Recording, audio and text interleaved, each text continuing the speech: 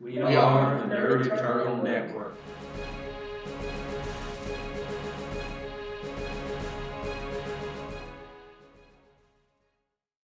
Hello, and welcome to Powers on Payroll here on the Nerd Eternal Network. I'll be your GM for the day, Jason, and with me as usual will be Marigold as the Boogeyman. Thank you for joining us. Curtis as the Influencer. Hola. Mike as Whippet. Hey. And Taylor as Skater Boy. Howdy, howdy. Now, who remembers what happened last time? We ended with a giant robot. Yep. We were headed to fight a giant robot after a very nice day out. Yes, I believe you went skating. Yep.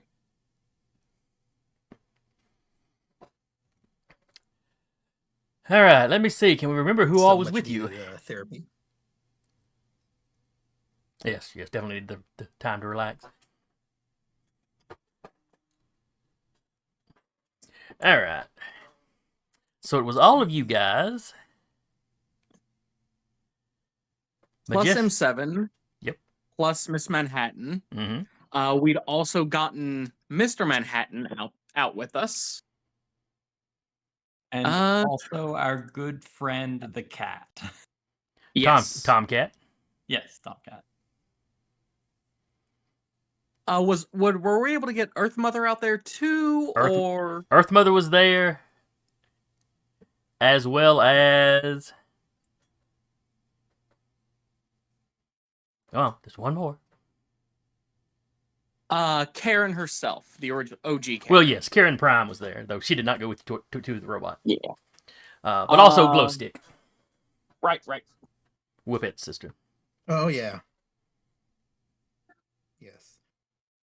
Earth Mother is in improvised rock armor because she didn't bring her uniform with her to go roller skating.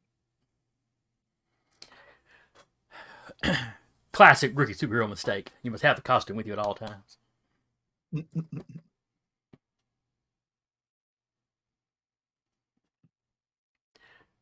Let's see. Was there anything else?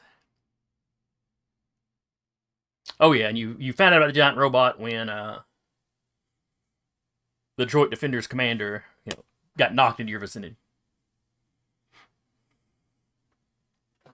That's right. They were already fighting them. Is that correct? Yeah, I think y'all heard some of the noise, and then the commander, crashed to the ground, dust himself off. Mm-hmm. She was not very impressed to find us all apparently out having fun while the big stompy robot was going to town. No, she understands. It's just a 9-to-5 job for you, and it was your time off. Hey, she gets it. Now, excuse her. She has to go save the city.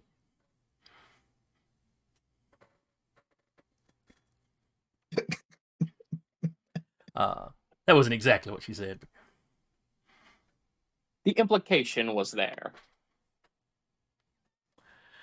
Yeah, they're very good at implicating. Whether they mean to or not. Oh, she's a professional. I'm sure she doesn't do anything she doesn't mean to.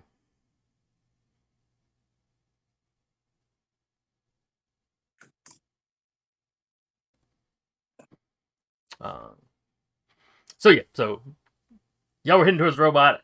Those of you that know movement powers can be carried by somebody. Maybe standing on a stone with Earth Mother. Fireman carried by one of the Manhattans. If I'm not mistaken, I think I and Tomcat are on my skateboard. Yes. Oh, yes, I had forgotten that. That's right. Not the first time Tomcat has ridden on your skateboard.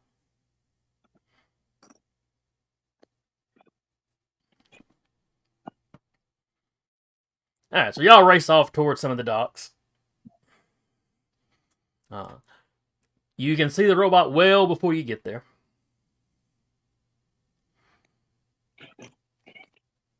Majestic 7 identifies the robot as Majestic 13.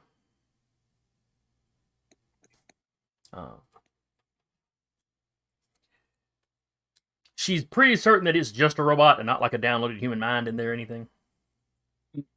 As opposed to the other Majestics that are all like her, where there's a human consciousness in there.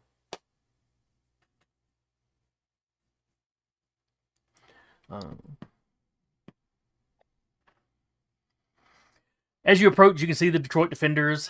The commander has flown back. I don't know that she got there much faster than y'all. You can see this. You can see Rush, the Rush, moving around between its feet.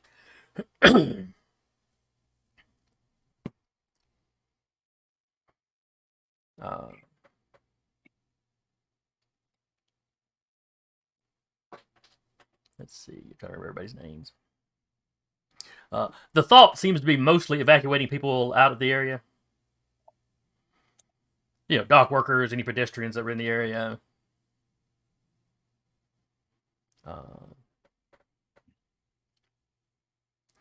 The Stone and the Flare are both just attacking. Doesn't seem to be doing much damage, though.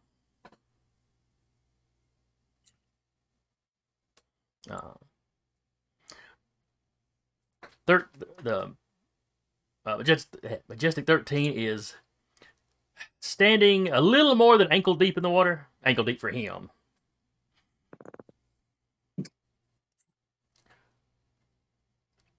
But you notice at first it almost looks like a little whirlpool in front of him. As you get closer, you realize the water is draining down into something. Like it burst a hole in something that was just under the water, just under the shoreline there.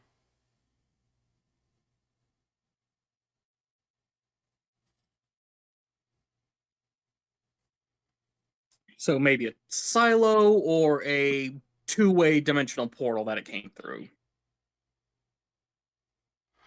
You can't really tell, though this hole is in front of it, not like behind it. Yeah. And it's not like straddling it. All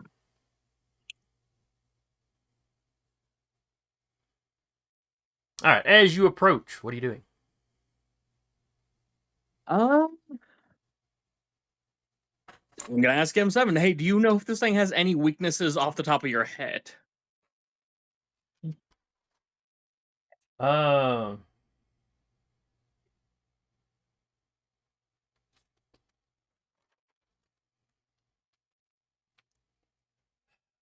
like you said, it doesn't have human thought, so it's not as intelligent necessarily as a person. Of course, that also means you can't emotionally manipulate it.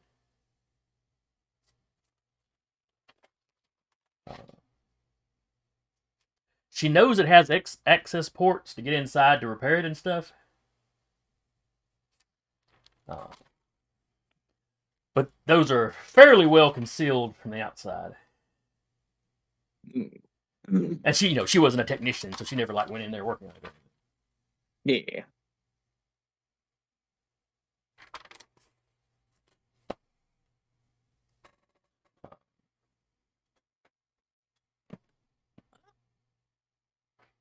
Probably try to find one of those access ports, get inside and shut it down from the inside, or try and take it over. Or, I don't know, plant some nice explosives somewhere important inside of it under all that nice thick armor. But she's pretty sure most of its sensor equipment is in its head. Those sound like very solid plans. She does tell you the actual controls into the CPU or whatever is probably contained somewhere in the body, where the professor could armor it more.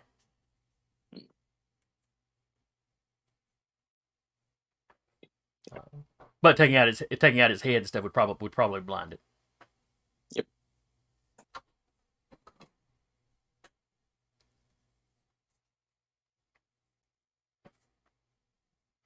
All right.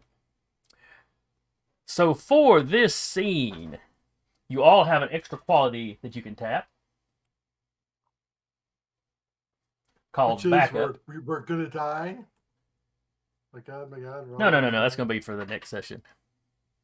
I can't kill you off in the penultimate session. That would make it the ultimate session. This is the. Oh, I thought this was all right.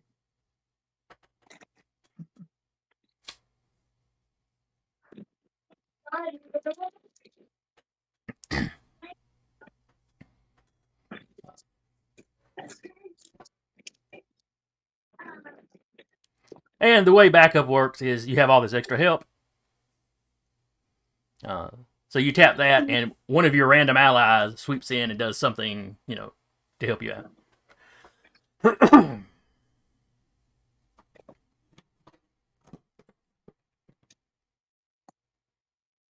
Which is nice. I'm gonna phone a friend. Yeah, basically. Yeah, you could ask them a question. You could, get help punching something. Anything. Hey, I'm falling to my death. Can one of you flyers come over here and get me? That sort of thing.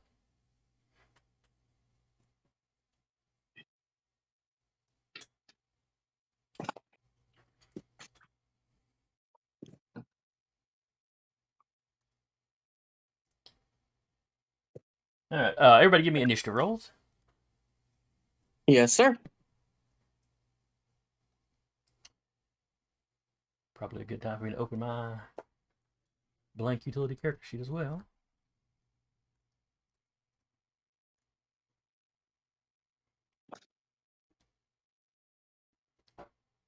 I enjoy watching the dice roll across roll 20 way too much.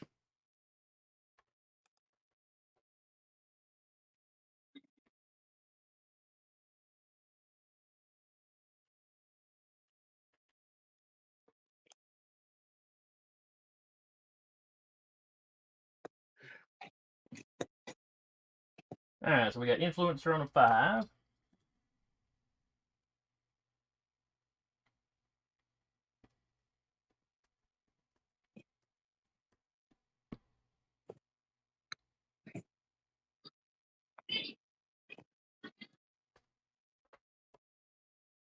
Got Boogeyman on a 7. Oh, did we lose somebody? Sounded like we did. Yep. Well, Oh, Mike's back. okay.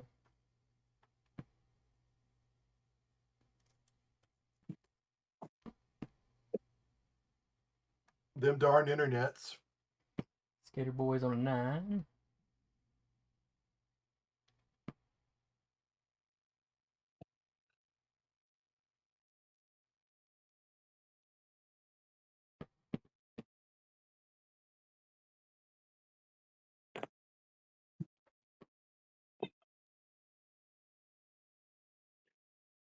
Okay, he's popped back into the chat, but is he here? Can you hear us, Mike?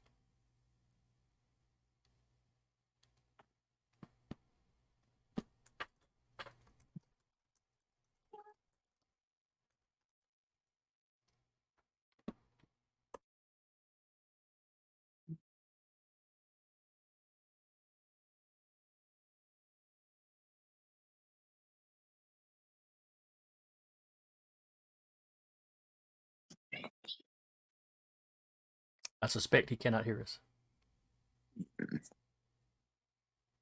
think that's a fair suspicion.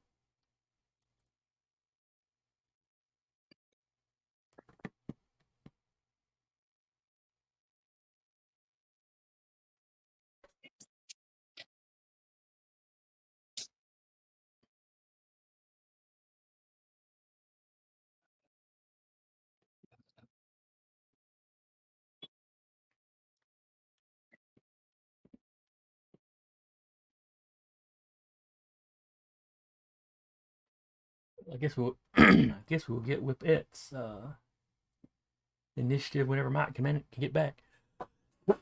Excuse me.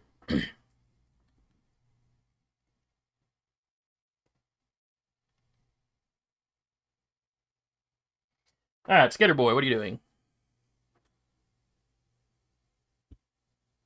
I guess I will go ahead and throw down the Spray on Knee Pads Party Edition for everybody. Okay.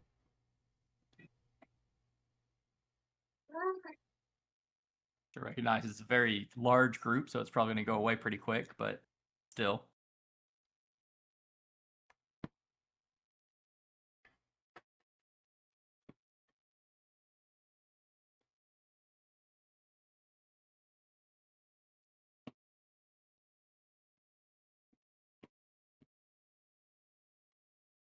All right, so you throw that down.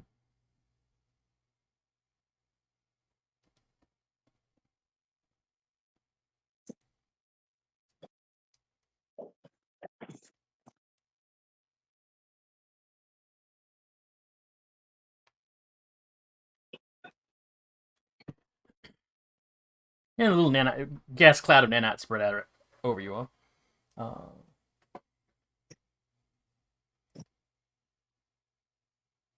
Right. Mike, if you can hear me. He was back on the roll 20 because he managed to roll for Whippet. And he's here. He's just silent for some reason. Yeah, he's I mean, not muted or could be anything. a ghost. Could be. That could be exactly what it is.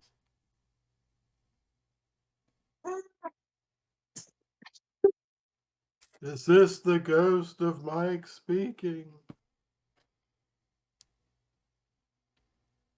Or is the ghost of season 1 where we kind of had constant Right. technical issues.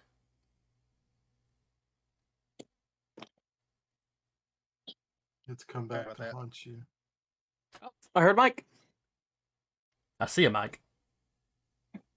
Yep. Sorry about that. Oh, it's not a problem. I just assume Cleveland has terrible internet. That's all. All right, so Skater Boy has thrown down the spray on knee pads party edition. You doing anything else, Skater Boy? Not yet. Okay. Whippet, what are you doing?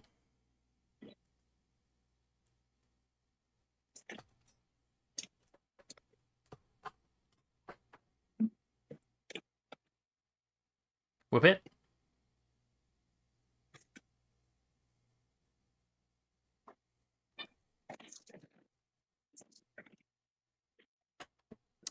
We had him so briefly. Yeah, he's just frozen.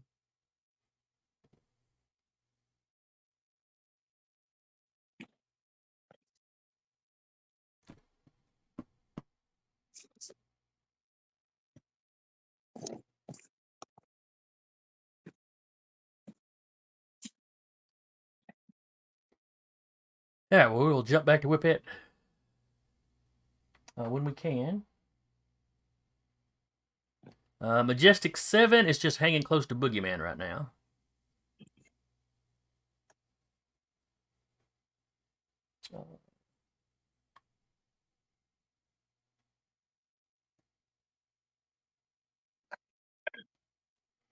Earth Mother moves everybody that's standing on her rock closer. Which I think would be Boogeyman 7, Whippet, and Influencer. At least I imagine most of y'all would have rode with her. So she's not bringing you within like arm's reach of the robot yet. Nothing like that.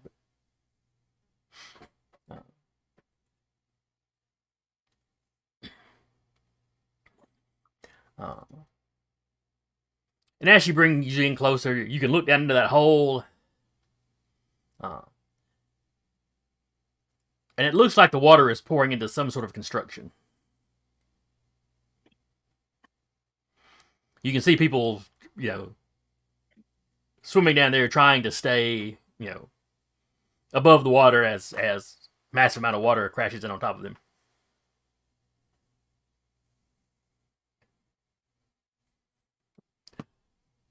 You also see what looks like the golden forms of some sword saints down there. Oh boy. How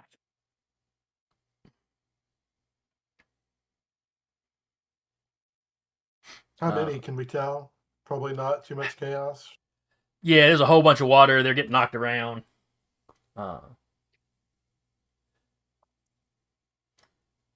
So they're struggling too. Oh, the guys in the armor especially. Apparently that armor was not built for swimming. I don't know why. You even see one guy that's got like the helmet and the chest. He managed to get the helmet and the chest plate off. But he ain't moving no more, so.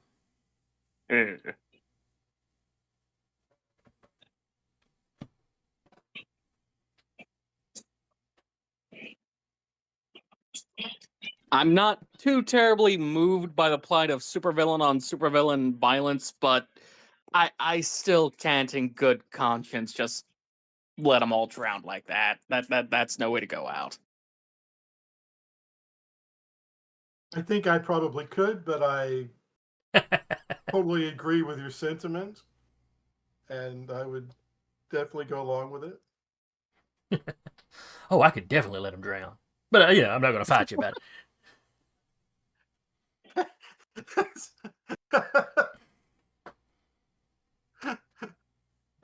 It's honest. That's true. That's true. No lies. Yeah,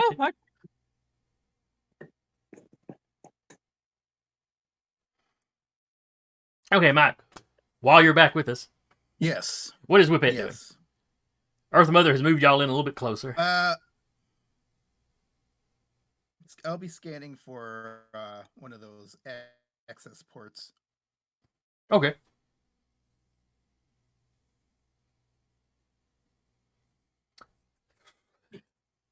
Go ahead and give me an awareness. Bless you. Sorry about that.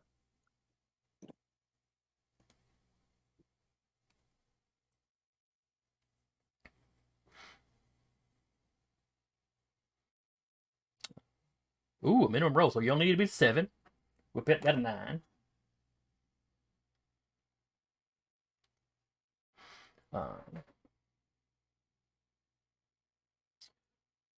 From the height that you're at,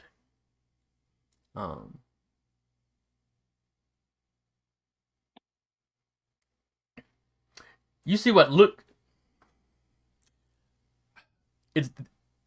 you think you see an access port sitting on top of what kind of looks like a belt buckle. I mean, obviously, this giant robot didn't have a belt, but it's got a structure there about where a belt buckle would be.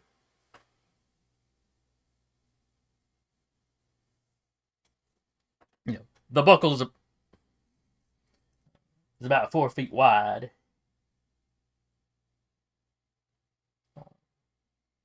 So it's not a probably not an access port that where you would climb into it, but where you would just open it up to access. Might be some kind of a hatch. Yeah, like I said, probably not something you'd crawl into, just something you would open up to get to some wiring, some circuitry, some controls, something. A panel to cover up that exhaust port to blow up the Death Star.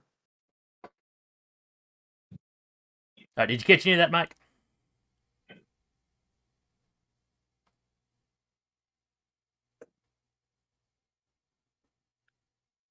I heard something about an access port. Basically, on top of what would be a belt buckle if this thing were a belt. Not a port that you would crawl into, just one that you would open up to get to something.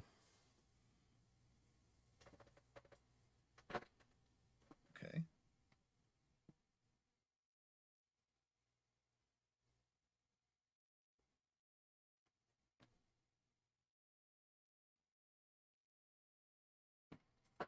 All right, and then we go. That was Earth Mother, Boogeyman.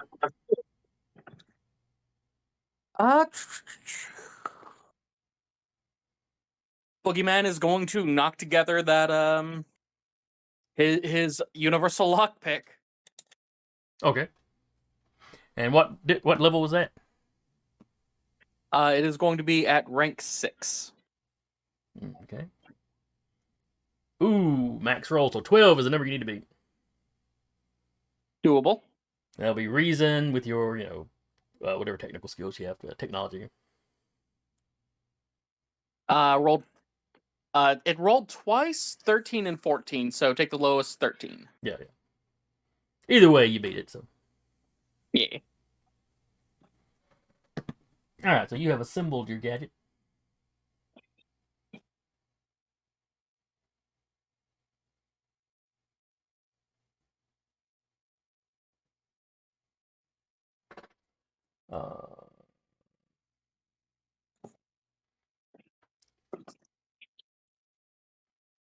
Okay.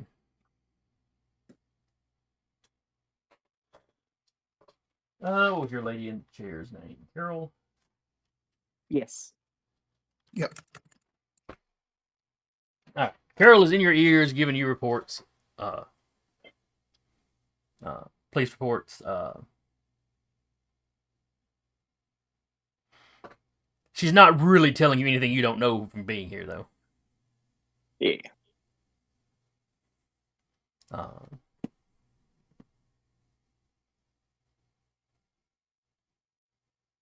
But she is there if you need somebody called or need to access, something that if there's something she can do. Oh, was she able to get the alarm set up to get the building on lockdown? Just in case Prometheus was trying to angle for something in the building. Like this. Oh yes. Yeah. She immediately threw the kind of the emergency lockdown. Yeah. The classic Star Trek red alert. So she tells you, the base is locked. The base on top of the building is completely locked down. They are in the process of completing the lockdown on the rest of the building. Awesome.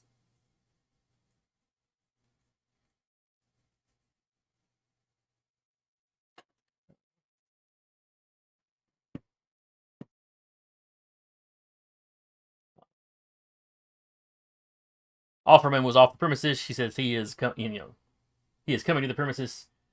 She doesn't know what he expects to do or why she needed to know that, but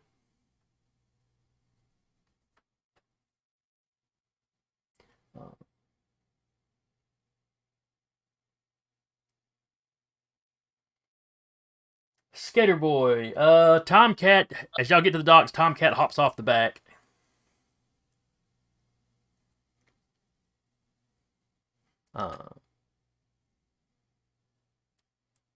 He goes racing forward.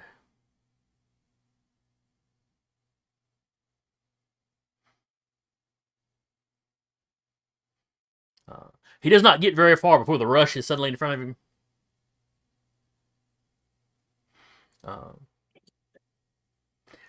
And the rush starts talking like he's about to give his, civilians please clear the area kind of speech. And then clocks, oh wait, you guys are in costume. Oh wait, I know who you guys are.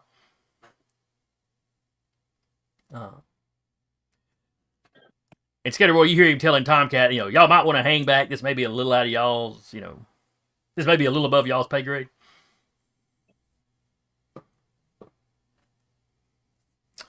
Give me an awareness check, Skater Boy. Oh, fun. I guess I'll go ahead and trigger one of my good lucks on this to go to +2. So that will be a 7 total.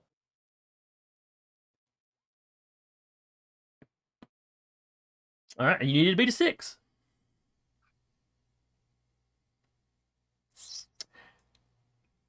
You've heard Rush talk before. This does not sound like Rush.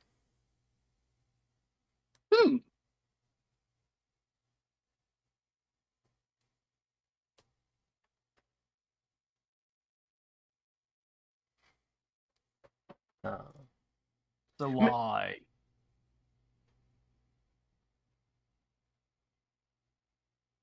You sound like different, but that's like not important right now. But I'm not gonna let you pretend that I'm not clocking it anyway. Weaknesses, anything like you've chipped away at it so far? He's like, not really.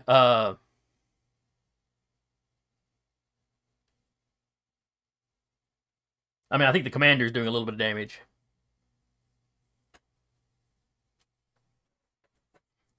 I'm mostly keeping civilians and others back. And trying to clear out any innocent civilians.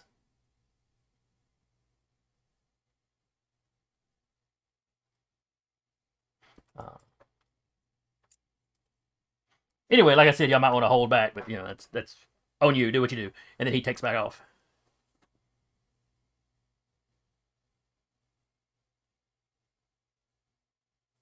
I turn to Tomcat.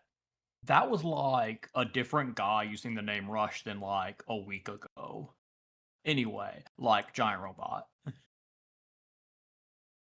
Yeah, giant robot.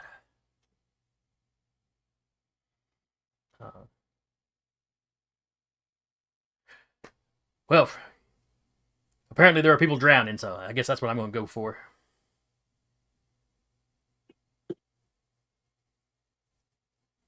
And you see him he runs down one of the docks and springs off into the water.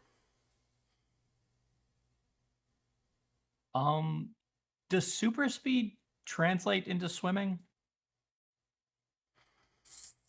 I think super swimming would be something different. Yeah,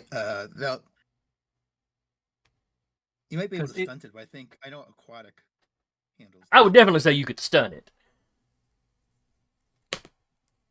But just by default, I don't think it does. Okay.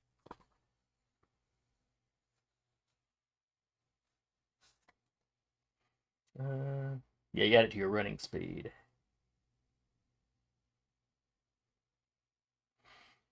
Now you could potentially run across the surface of the water. That's another power stun. What strength level does it take to lift a person? 3? Let me find the density marks. So a person is weight-wise is level 4. Seems a little high. I mean, Americans do tend to be overweight, so maybe it's fair. True. Though I guess a lot of people would have a hard time just flat out picking up another person and like carrying them around. Yeah, I mean they could lift them up, but actually to carry them like a bag over their shoulder might be maybe 3 or 4 probably is more fair than for the that. extra person, more than the average person could do. That's fair.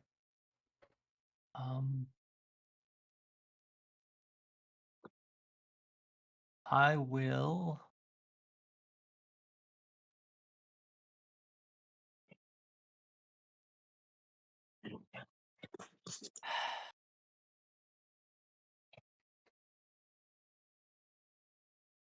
I guess I will leap onto the robot.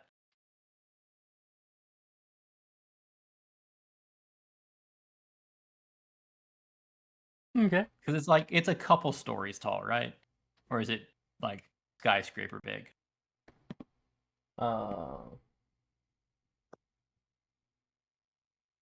It's not skyscraper big. No.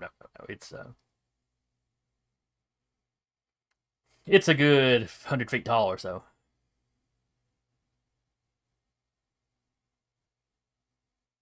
Is 100 feet tall not a skyscraper? 100 feet? Let me see. I feel like that's. Well, no, I think 100 feet ought to be. I feel like that's close to 10 stories. That's 30. Yeah. Well, 30 meters. You may be right there. It would at least be 8, right?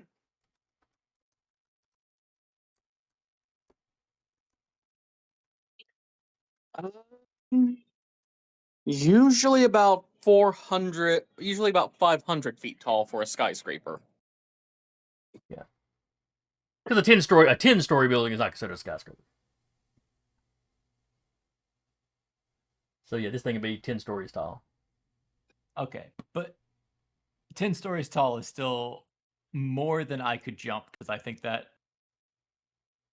is long. Is that as long? I feel like that's longer than what rank 1 leaping could give me. Yeah, rank 1 leaping. It's like a city block, I think. Rank 3 would be a city block. Rank 1 leaping is just like a very, very good long jump. Yeah, a couple of yards. 2 would be like across the street. And they're talking about like a city street where you got a lot of sidewalk and multiple lanes. So.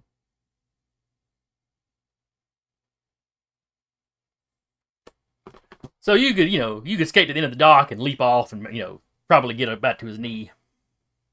Considering, he's like standing in the water and the dock's up above the water anyway. But anyway, this was Tomcat's turn. Oh yes. I mean, not that I'm really giving them turns. I'm just telling you what they're starting off doing. Like I said, so Tomcat winds up diving into the water and heading out to get people out. Miss Manhattan flies closer and starts eye-beaming it.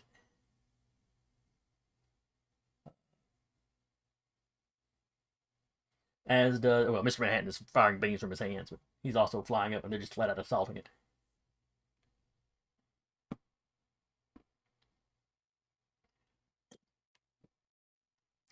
Influencer, what are you doing?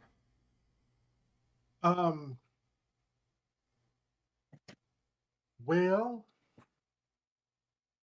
I had said in the chat window before I had to take my break that I was going to stick close to Skater Boy because I didn't have an idea yet. But Skater Boy's already had his turn. I'm probably dead last. Yes, you are dead last. Skater Boy is first.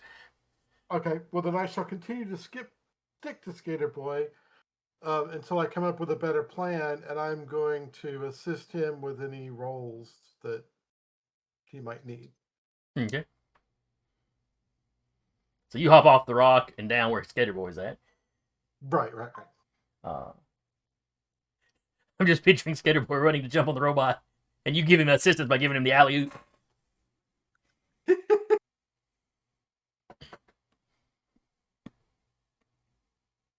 Not sure how the physics works super leaping off of somebody, but Yeah, whatever.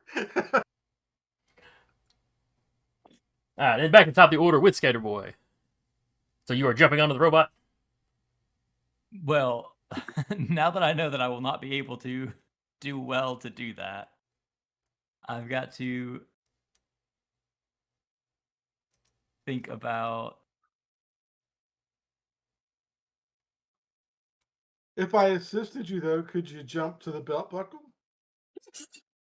No, I know what you're going to assist me on, influencer. Oh, no.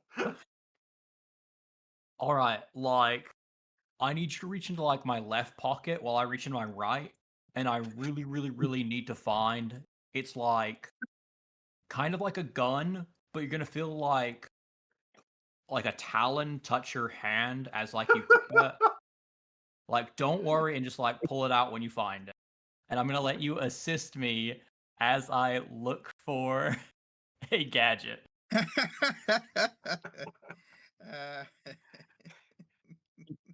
All right. Just dig deep into the jorts. So I'm And see what attempting comes up. to make a rank 5 alteration ray. Okay. What are you altering and what are you altering it to? The specific alteration will be growth. So it's just whatever it hits makes it grow. Yes. Okay. So it'll be... Let me get this custom roll made real quick. It's gonna be a D6 plus 2 for the assistance and 2 for the good luck. If you're using luck, yes. And if you have an appropriate skill. I don't know if it would be what? science or occult or... Well, no, I'm using probability control. Sorry. Okay. My power. So yeah, I knew that was for the luck. Yeah.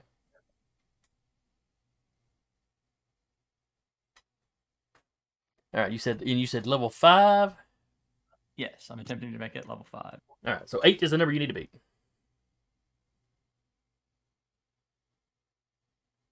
And that's going to be a intellect Correct. plus bonus. Correct. I'm gonna have my hands dug deep into his shorts. So it's gonna be like, oh dear God, is that used gum? Well, like, I wouldn't keep fresh gum in there. So while y'all are rooting around in there, the rush comes by. It stops just long enough to go, hey guys, this ain't the time. You can get a room after the fight, and takes it back off. And as I find it, I pull out and like it looks like an eagle talon is attached to like just a gun handle with some weird like somewhat eldritch looking tentacles for a second. I just pull out and go, all right, like I'm going to hit you with this. And you're going to grow pretty big. Are you like ready? Are you saying this to the influencer? Yes. I'm gonna grow big. Yeah. Like, you can't, like, mind control it. So, like, No. we need to get you, like, where you can fight it. Okay.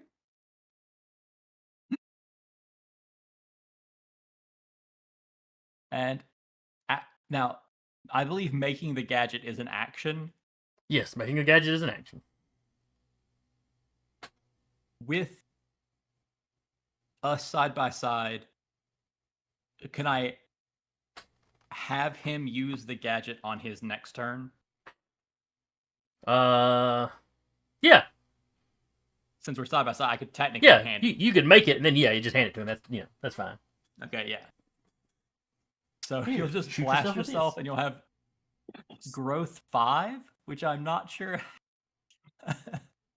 I'll go back to the benchmarks real quick and see if growth 5 is enough to really matter, but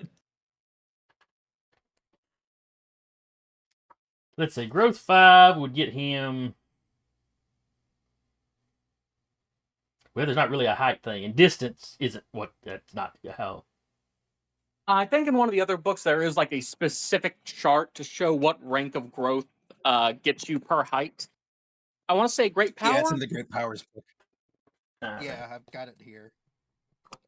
Growth 5 will bring you to 21 feet with a -1 to defense rolls, but then +5 to strength and damage resistance. See, That's that's still something... really good. That's something where growth works Yeah. different in Great Powers than it does in the base book. In the base book, Well, you get the damage resistance And- equal, and- but and you only get a 21 +1 to feet your strength. It's not 100 feet, but it Yeah. is nothing to sneeze at. it's +5 strength. So Oh yeah. And 5 damage Great resistance. Powers resistance. +5 strength. Just because in the baseline book, your strength becomes the greater of your current growth level, or your normal strength +1, whichever is higher. Okay. So what is influencer strength? Influencer strength is only a 3.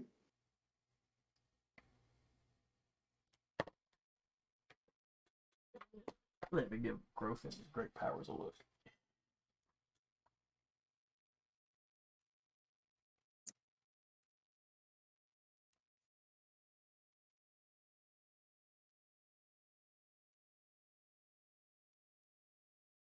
Did we ever know this robot's name? What it was called? Majestic 13. Majestic Majestic 13. 13. Majestic 13. I thought it was a Majestic.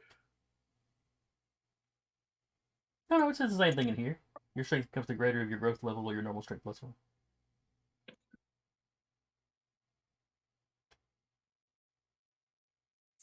So since my growth level will be 5, then my strength will be 5. Correct. Which is better than the 3.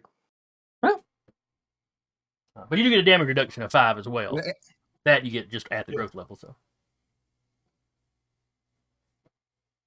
and the knee pads add on to that. Oh yeah. And I do have my martial arts to. And now, Skater Boy, once your turn passes and you've been hit with it, Skater Boy knows his job for the rest of the fight, which is making everyone big. Battle of the Gargantuans.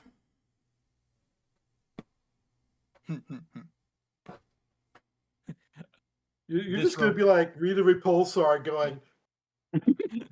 Let's like this robot thought it was fighting ants. No, it's fighting toddlers.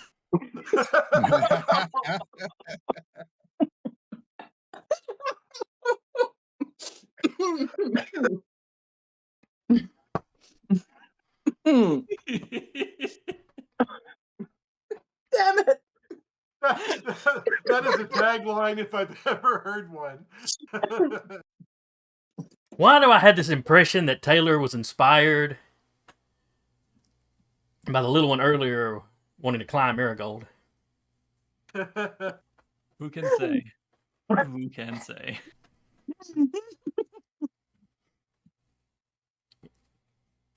Influencer's going to be climbing up the robot here in a minute. Stop wiggling.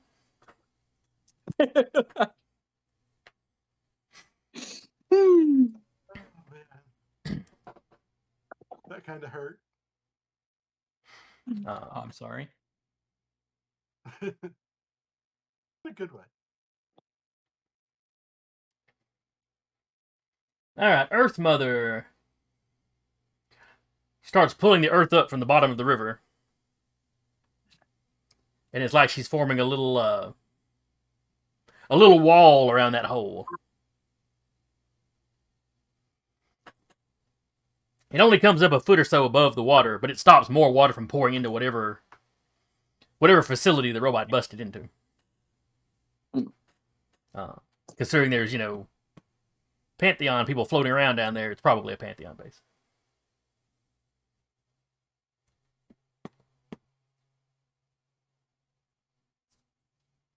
Whip it. We're back to you.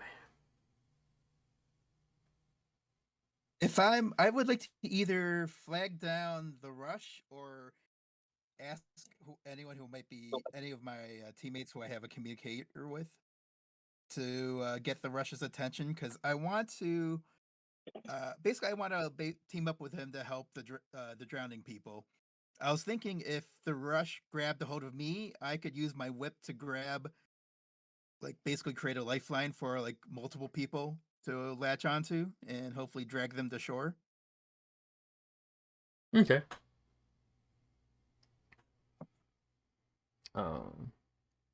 There are open communication channels that you can use that the Detroit Defenders can also pick up. You don't have each other's private channels, but there's a you run into each other enough. There's at least an open band y'all can use. So you put that request in. Rush doesn't respond to you. You just hear him over the open band. Basically, Commander. And you hear the commander ask him, are the innocent civilians basically cleared out? And he goes, yes, ma'am, we know, for the surrounding block. And then she gives permission, so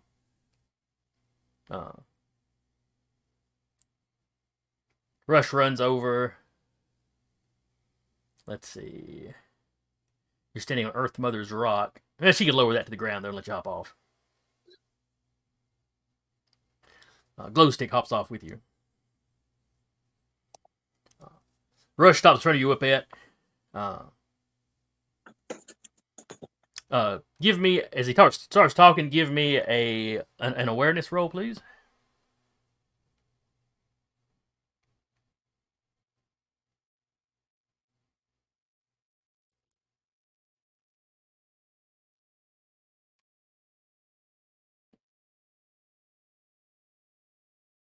Uh-oh.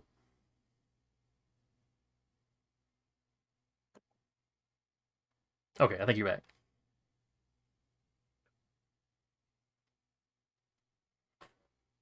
Are you with us, Mike? Yes. Cleveland's having some serious internet drama right now. Yeah, sorry about that. Not your fault. Well, I don't know who moved to Cleveland. Yeah, exactly. I mean, I could have actually tried to like do something about our network connection here, but I have not been doing that. So I'll.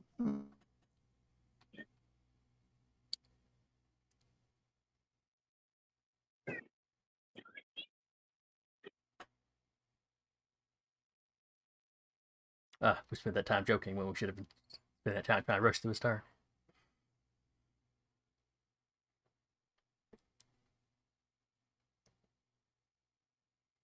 All right. So while we wait on Mike to get back,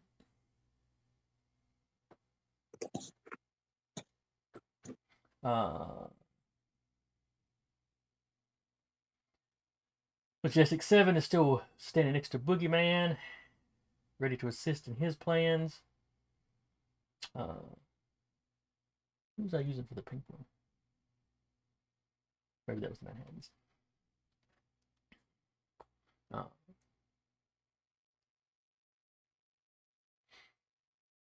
You see the Manhattans and Flare concentrating their fire on like one spot, and that seems to be doing a little bit of damage. Where their individual shots didn't really seem to be doing anything to the robot.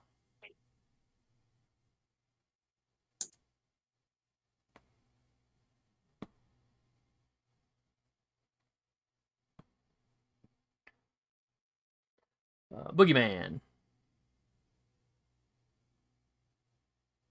So for a little bit, Boogeyman is going to be staring at everything going on with Influencer and Skater Boy, just Influencer with his arm like elbow deep, I assume, in Skater Boy's jorts, and wondering about the consequences of not minding his own damn business several years ago.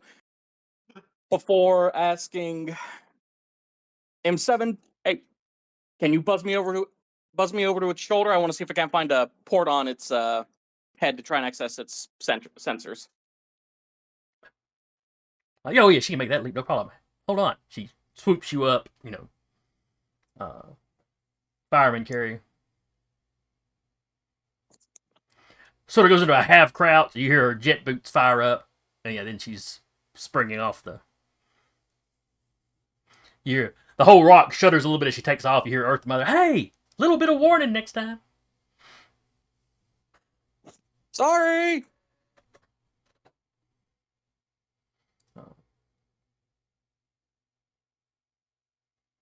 Oh, you know who I haven't been giving a turn? The robot? Yeah. I mean, it's been fighting the You Detroit give him a Defenders, turn? so it's not really focused on y'all. But yeah, I do need to put the. I think I do need to put the giant robot in the initiative order. I mean, you Silly can, but I mean, just like it's like one little extra thing you have to keep track of as a GM, and you really want to bother with that? We don't want to overwork you. Oh, yeah, you make a fair point there.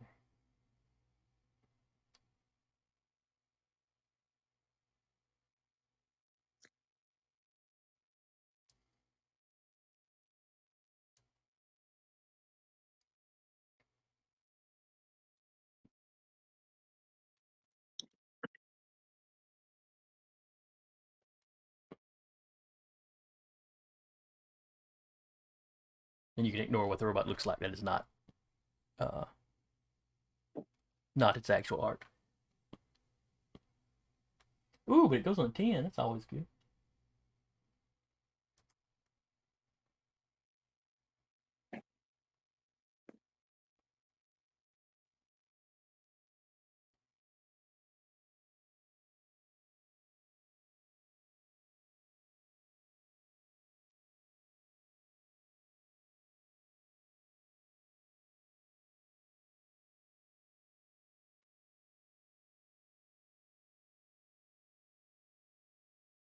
Sorry, Roll20, give me a little bit of issue here.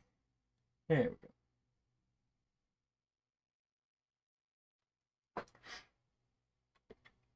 All right, Boogeyman.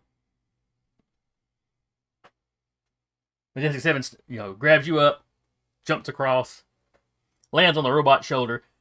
You see its head start to rotate in y'all's direction. It's been busy swatting at the defenders and stuff, but it's clearly clocked that that you are on it. Yep. Now you're looking around for a access port. Yeah, any sort of access port, maintenance panel, anything I could probably try and get open with my universal lockpick. Okay. Go ahead and give me an awareness roll. And could I factor technology? Would I factor in technology or investigation into this role?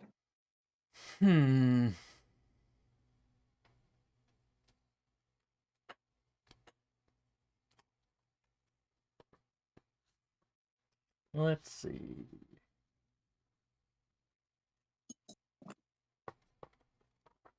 Is in the investigation like perception, or is that a gathering clue sort of thing?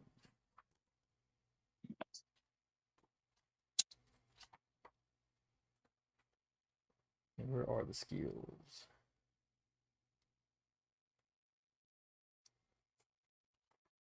Levels especially, that's what I mean.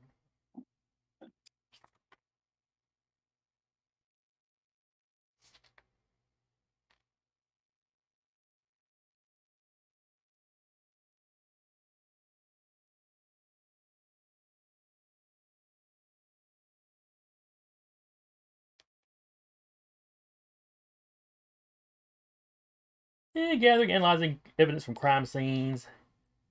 This is you looking over an area. I'll let you investigate. All right, not a problem.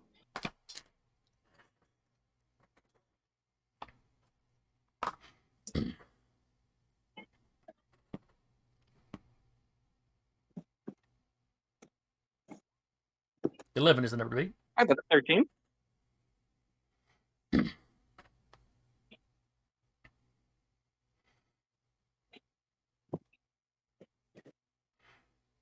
All right, so it's got these like little shoulder pauldron looking things, kind of like the regular Majestic armor does. The overall style and motif of the robot is very similar to the Majestic armor, just much bigger. But from where you're standing, there's obviously a very large gap between the pauldron and the actual shoulder of the robot, so it can move.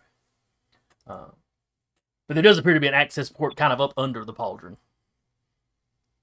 It might very well get you into like the shoulder joint. Kind of like the one Whippet spotted on the belt buckle. This does not look like one that would be big enough for you to crawl necessarily into the robot.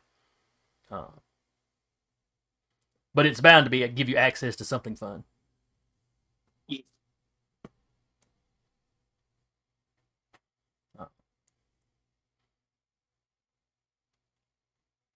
All right, yep, I have point towards and say, see something fun over there, and I start bolting towards it. All right.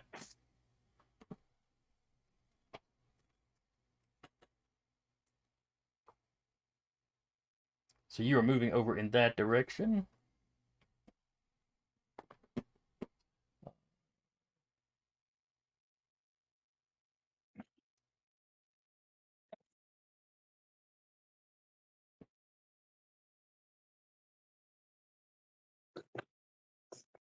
Tomcat gets to the hole. And of course, Earth Mother has put a little wall up around it. Like I said, it only comes up maybe a foot top above the top of the water. So he easily grabs that wall and vaults over.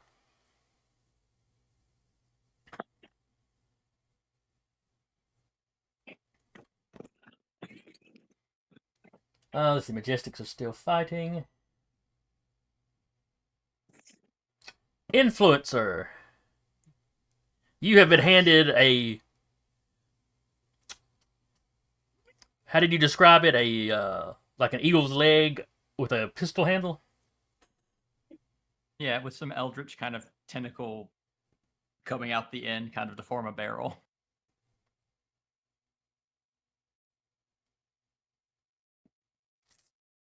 And he's told you to zap yourself with it. I will zap myself, and I will grow like Jet Jaguar. It's like,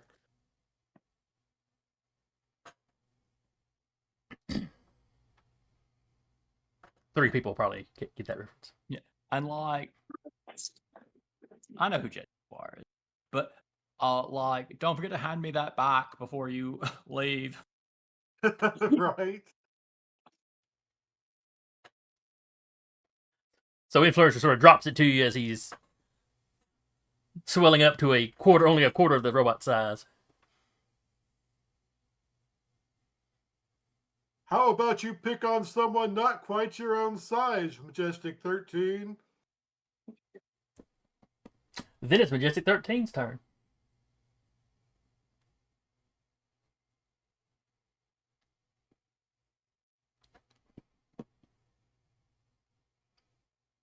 Are you back with us, Mike?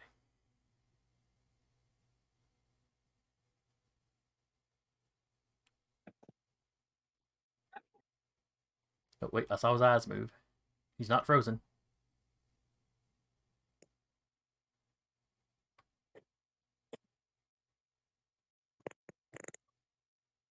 Poor guy. It's got to be super annoying when your internet does that.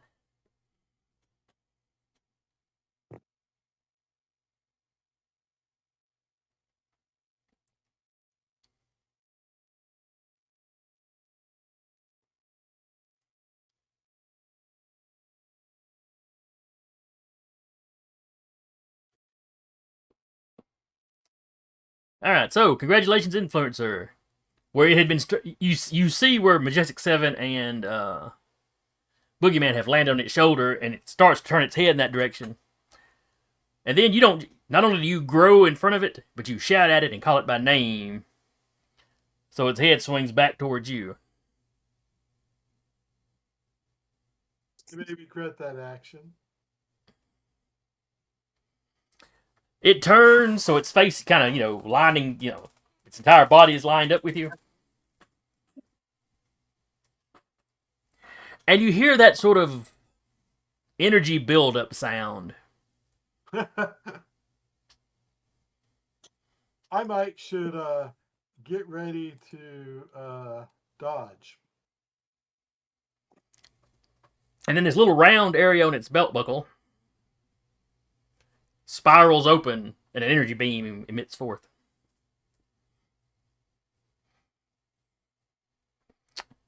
Let's see what it need to hit with.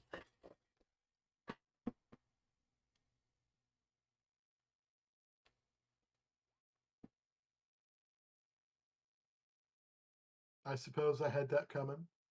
All right, so you need to dodge with a 9.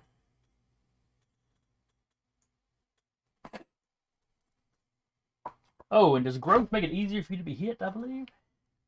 I think it -1. gets a +1. We'll apply the -1 into your dodge roll.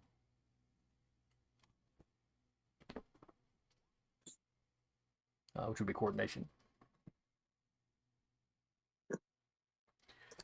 All right, so you rolled a 9. Is that a 9? Does that include the -1? That means it's actually an 8. I did not take the 9 away. Okay.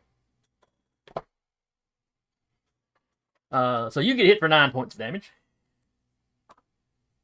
Minus the 5. Minus the 5 for your Minus growth. another 5. For the That is now reduced to a 4. Or does damage reduction not stack like that? yeah. With I think we've always let the spray on knee pad stack.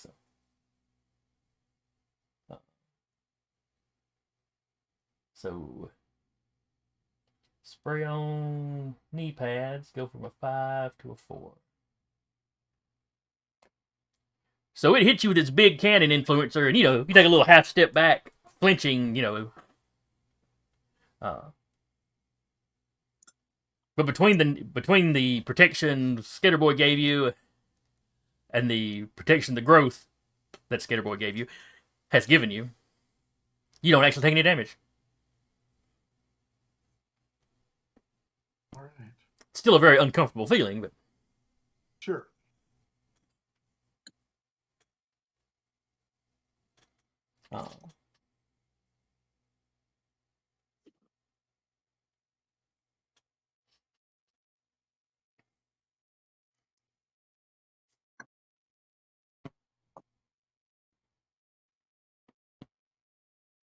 And then Skater Boy, you're up.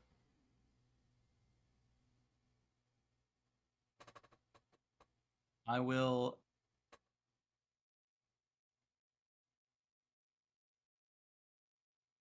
telepathically message the commander. Okay. Does your telepathy have a burnout on it? It has tiring, so I'll take some stamina. Okay.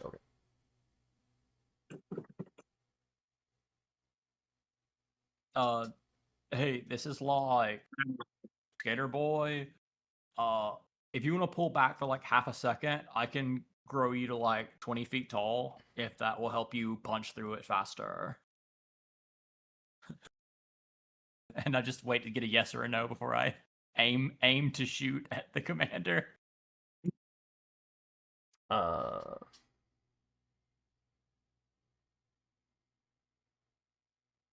You see her where she was about to charge forward. You see her kind of draw back and pause for a moment and kind of turn to face you. And over your telepathic communication, at least I assume it's a two-way communication. Yeah. She's like, "Oh, like you did the influencer. Yeah, that might help. You know, I have a comm unit. You could have just commed me rather than poking into my head."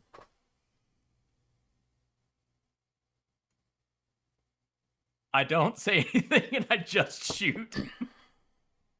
On a willing target, will I need to make a roll? No. She's sitting perfectly still. Okay. So bam, growth 5. So now you have like a 20-foot commander.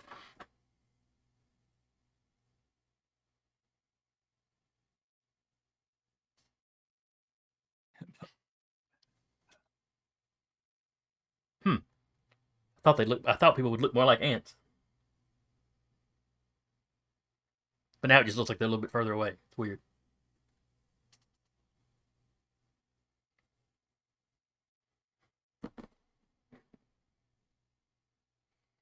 Alright, so I'd give the commander...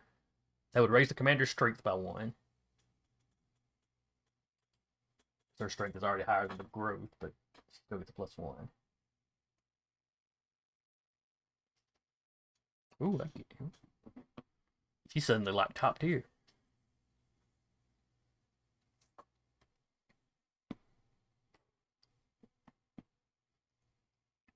Alright, you back with us, Mike? I think you're muted. Yeah, I'm accessing Discord through my phone now, but I'm still having trouble with my laptop, even though I'm not using it for the Discord connection anymore. Uh, I I don't know why my network connectivity has gotten like way worse like recently. And I think that's because well, first of all, I'm in the basement. Secondly, there are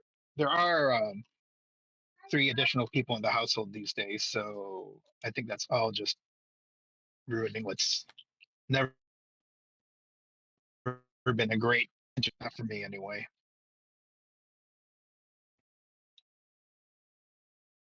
Alright, so you had some plan for you and the Rush to save drowning people? Yeah. If that's something that's Yeah. Rush, he asked the commander's permission first, but Sure. Once she was certain that he'd gotten the innocent civilians out of the way, the dock workers and stuff, she gave her consent. So yeah, he runs over there. He's ready to help you do whatever. Oh, there's no one that needs saving out of the river anymore? No. Rush was getting people off the docks, the like dock workers that were on the docks, civilians walking down the street. Okay. He was clearing those people out. I see. So your plan was to do like a lifeline? Yeah, that's right. Okay. So he grabs you up, runs across the water, leaves Glowstick behind. You hear her fussing as he takes off with you. You get to the hole. Earth Mother has put a small wall up around the hole so water is no longer running in. Okay. which gives you a little, like 3-foot walkway, kind of all the way around the hole now.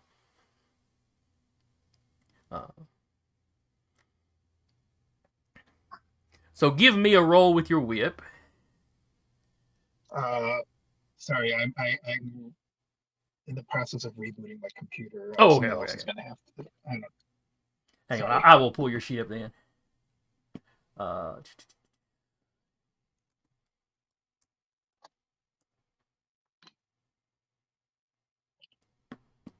All right, whip it. So you got a coordination of 5, and I believe you've got something that lets you use your coordination for your whip. Yeah. You've got 3 levels of specialty with it. So that's an 8.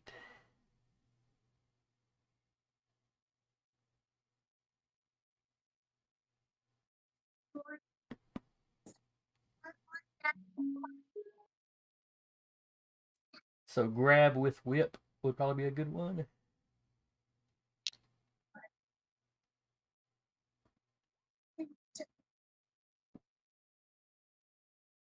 All right, so whip it gets a 10.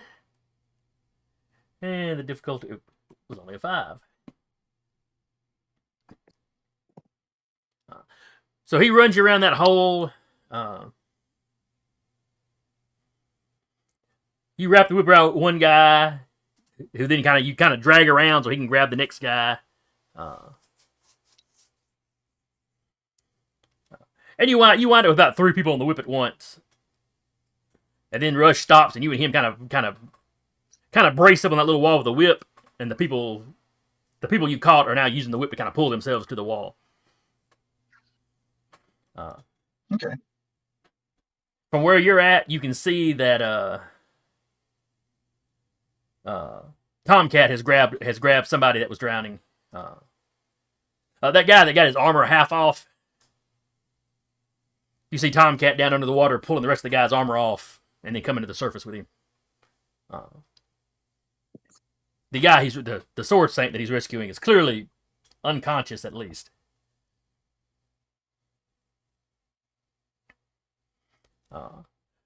Some of the other sword saints are moving around under the water, like the armor is clearly holding them down.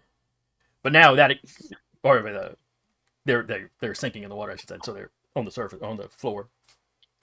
But without the water rushing in, they actually seem to be able to get up and move around a little bit on their own. You don't know if they have their own air supply or if they just got a little bit of air in the helmet. But apparently the guy that panicked and started taking his off, that was a mistake.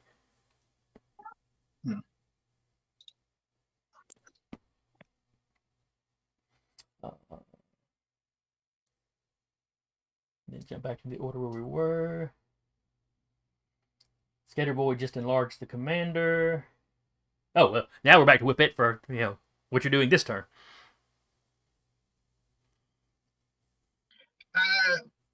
Is there does anyone else need saving except besides the people who are armored on the riverbed? Are there still people who are swimming?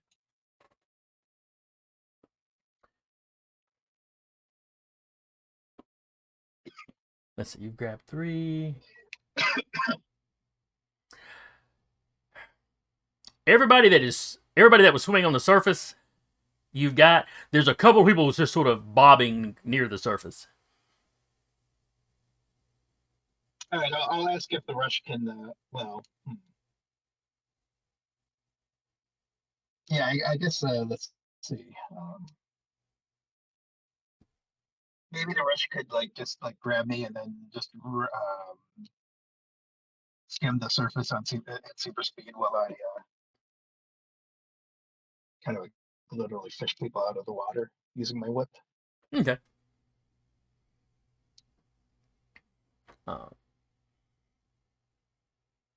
So those first 3 people are now clinging to that little wall, so they're, they'll need to be picked up at some point, but they are safe. They've got something solid to hang on to. Okay. So you and the rush off under the surface of the water. which the little wall you're standing on, as I say, it's a foot or so above the level of the river. The water on the inside is not up to the river level, so it rush kind of runs down the wall a little bit and then onto the surface.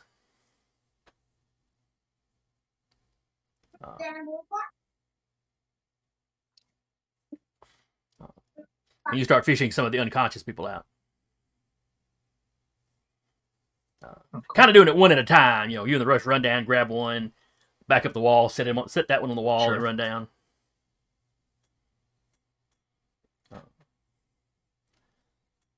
One of the sword saints, standing well under the water, he's like, kind of waving his hands over his head, Doesn't look panicky, but that's clearly a call for assistance at some point.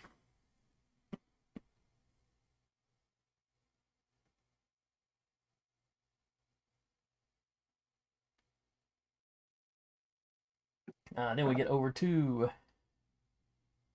Yeah, and if anyone needs resuscitation, I'll try that as well. Mm-hmm. Yeah, they probably will once you get all of them fished out of the water. All right, Majestic 7 is following Boogeyman towards the shoulder of the robot.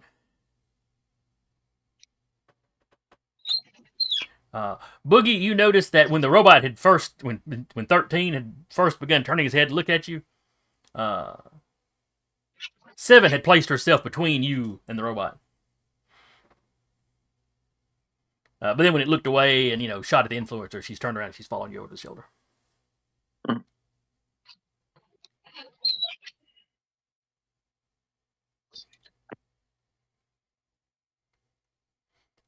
She is basically holding her action to assist you if she can, or react if anything untoward happens.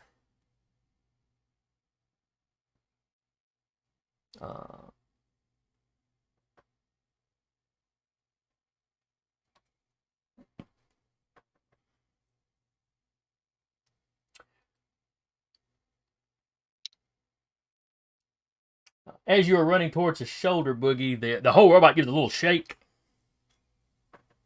and bends to look down at its feet. Give me a coordination to keep your balance. All right. Yep. And athletics would factor into this, correct? Yes, athletics would factor into it. 10 is the number to beat.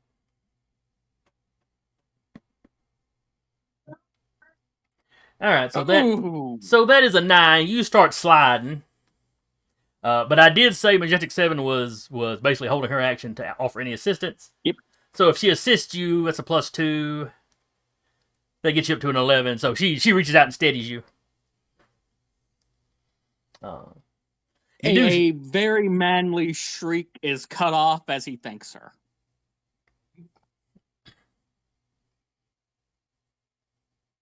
Doesn't that hurt? Yelling like that inside your helmet? Oh, I don't feel pain like normal people anymore. Too many concussions.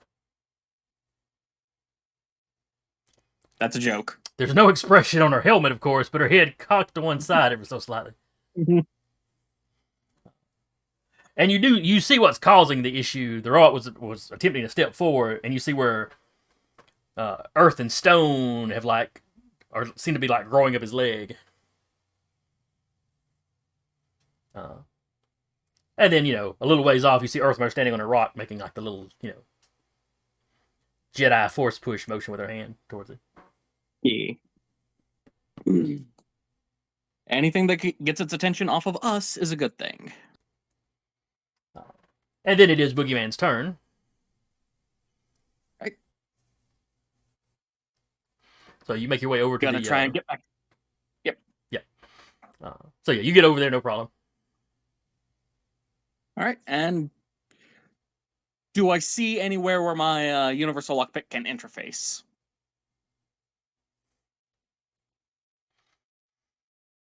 There's not a keyhole, but it also does electronic locks, correct? Yeah. Yes, sir. Okay. So there's no keyhole or anything. And Majestic will tell you it's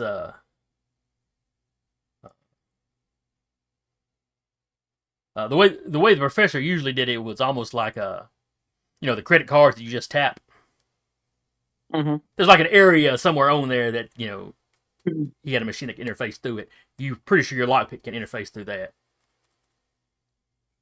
And I shall do so. Just sort of scanning it over the hatch. Okay. So give me a roll with that, which I think is based off its power level. 6 plus 3 for technology, so that'd be 10 is the number to beat. oh no, wait, that would just be yeah.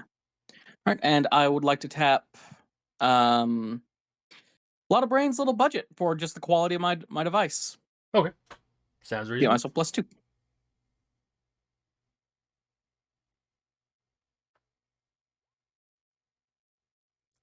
All right, you needed a 10, you rolled a 12. So that little hatch opens. And what goodies do I see inside? You see some circuit boards. You see, I don't know what you'd call the machines that you use to articulate a robotic shoulder. You're seeing the inner workings of its shoulder, essentially.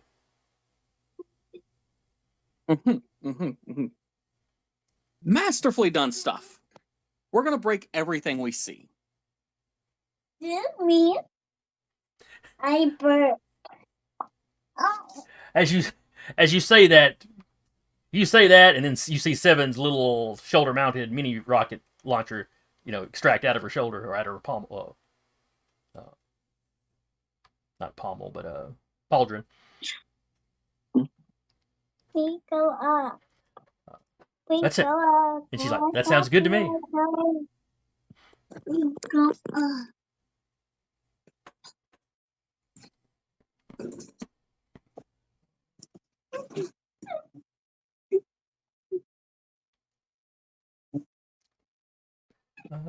Where did I put the commander stats? Ah, yes.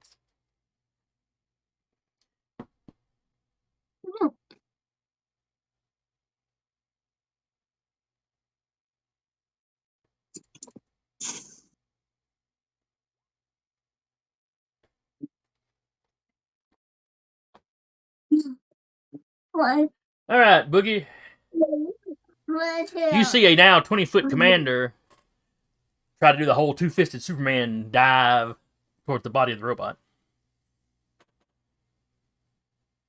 But the robot sort of twists a little bit as much as it can with one of its legs, anchored to the river bottom now. Mm-hmm. And then basically with the hand opposite from where y'all are standing. So if y'all are standing on like the right shoulder, this is the left hand. Kind of comes up and bats the commander away. Oof. Doesn't look like it's going to have hurt her much. It wasn't like a powerful blow. Think more of a bee flew up in your face. It's like that panicked little flail of your hand. Yeah. But it knocks her off course enough that she misses. But I am going to need a coordination to hang on while it's jerking around like this. Not a problem. Ooh, I rolled a max of 11. Oof. That's. I'm gonna tap tough SOB to give myself a +2 to that. Okay. So that'll be a 9 total.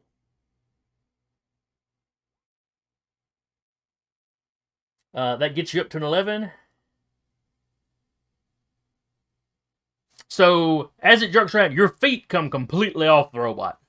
For a brief moment, you are suspended in air.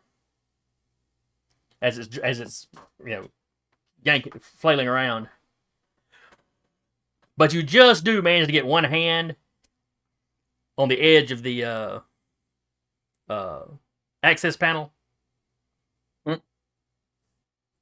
Yeah, that basically gives you a good handhold.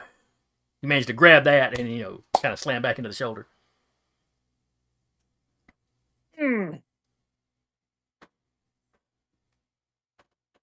M7 okay? Yeah, she sort of, when it started flying around, she sort of did a little kind of hop with her jet boots and hovered there just long enough for it to strike back up, and then she manages to land fairly gracefully. Like precisely timing your jump whenever you're in an elevator that's falling. Kind of similar, yeah, kind of similar. Like there's a little wobble on the landing. She didn't quite stick the landing, but she didn't go sliding off or anything.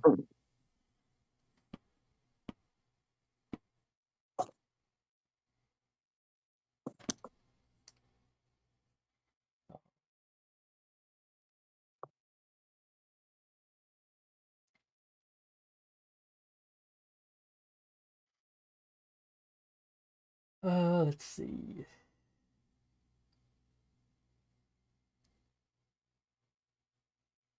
Then it's the Majestics. Trying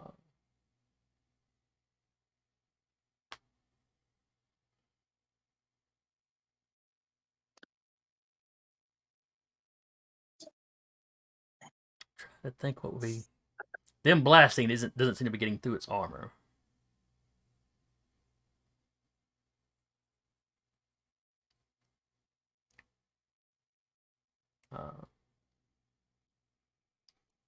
Mr. Majestic takes a dive for its head. You mean Mr. Manhattan? Yes, Mr. Manhattan. I'm sorry. I'm not dragging I'm not dragging a Wildstorm character into this. I promise. Though he was probably my favorite Wildstorm character.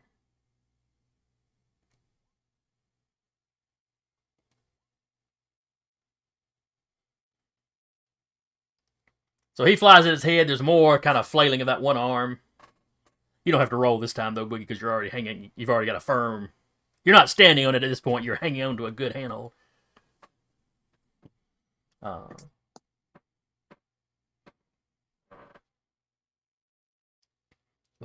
it was jerking around. Manhattan kind of clips the head of the robot, but it's not a solid lick. It's just sort of a glazing blow as they both roll the 10.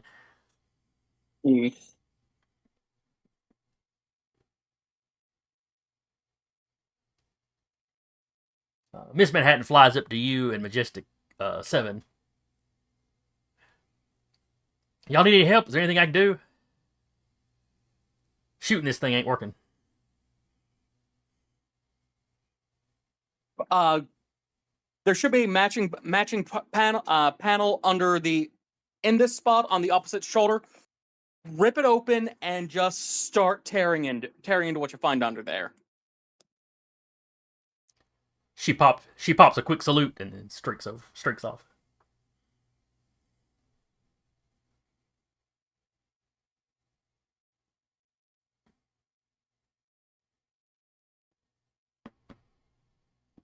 All right, influencer. Or should I say mega influencer at the moment? Yeah. I am going to throw a punch at Majestic 13. All right, so you stride into the water. Yes. Which is probably about waist deep on you. It's ankle deep on the robot. Yeah, maybe thigh deep. Knee deep. Because you are fourth its size.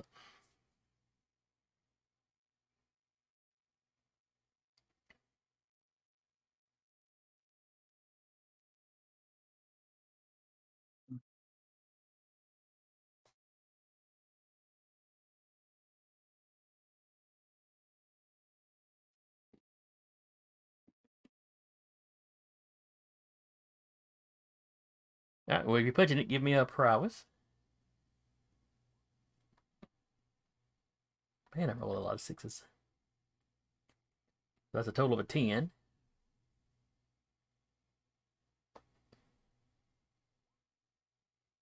I don't get a bonus for being big, do I? No. For my prowess. No. But does the robot get a -1 for being big? I don't think it works whenever they're both big. You know, that's a fair point. Let me just look on the...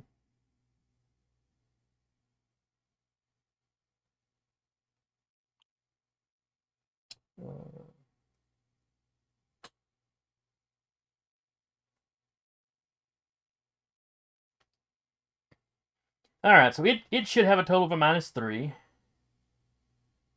I think I only put a -1 on the roll, so the roll would be 2 lower. Oh yeah, but influencer is big too.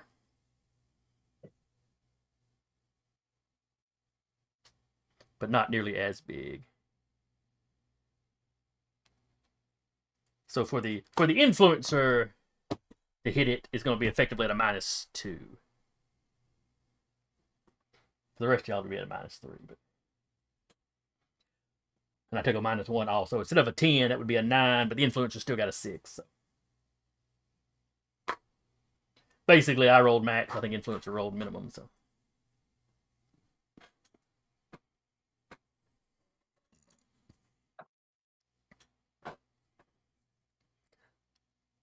So you run up, you take a swing at it. It sort of, jerks kind of its, pelvis away from you. Just avoiding your swing. As you swing, you hear Offerman come over the radio.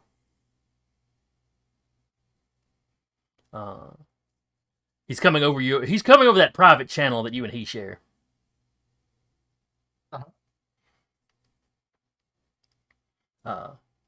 Influencer. Come in, influencer. I'm here. That giant robot. I need you to try your absolute best to get the flash drive into its systems. Oh, okay. Something that size has got to have some sort of ports or... Probably behind that belt buckle panel. I am assuming I have already made my punch, so I don't get to address that till next turn. Yeah.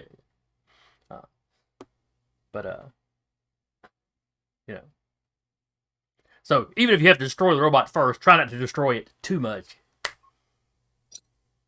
We need access to its system. I mean, tear weapons off, anything else you need to do. But we want that data.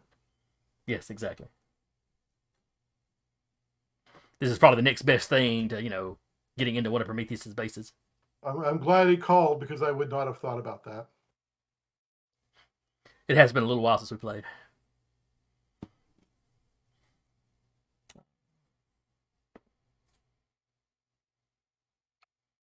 All right, then it is the robot's turn, or 13's turn. So it's got one leg anchored to the floor, which it could probably get loose, but that would take an action. And it's got a rabid toddler swing at it.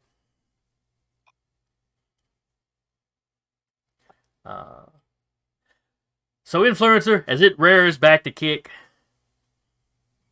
all you can think of is that one line from South Park. Kick the baby. And the robot is going to try to punch you. Of course he is.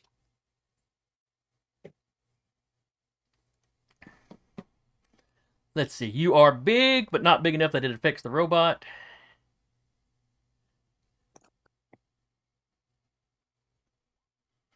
So you need to dodge an 11 with a prowess roll. Oof. All right, so it kicks you for 9 points of damage. So 4. So that's 5 off just for your size. And then the knee pads knock off 4. So you are not harmed. But I feel it. He also beat you by 3. I feel like I am not worthy of Skater Boy's growth ray. However, I am, keeping the robot busy. Yeah, it's focusing on you. Anytime it's attacking you, it is not attacking anybody else. And you are tanking the damage like a champ, so. I am.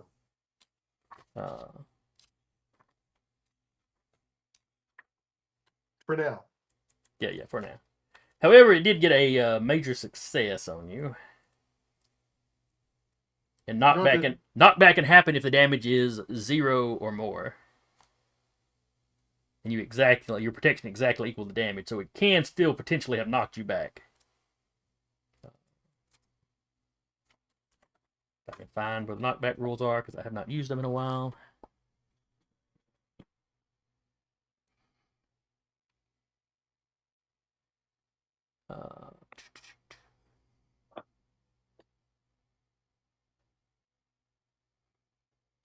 Should be on the...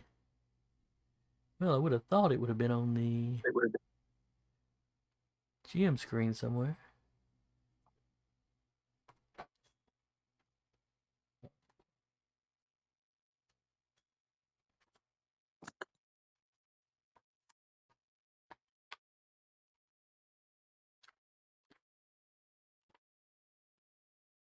I want to say it's strength versus strength.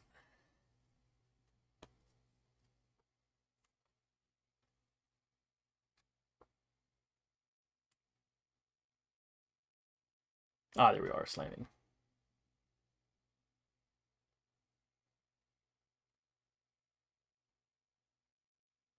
Alright, give me a strength roll, Influencer.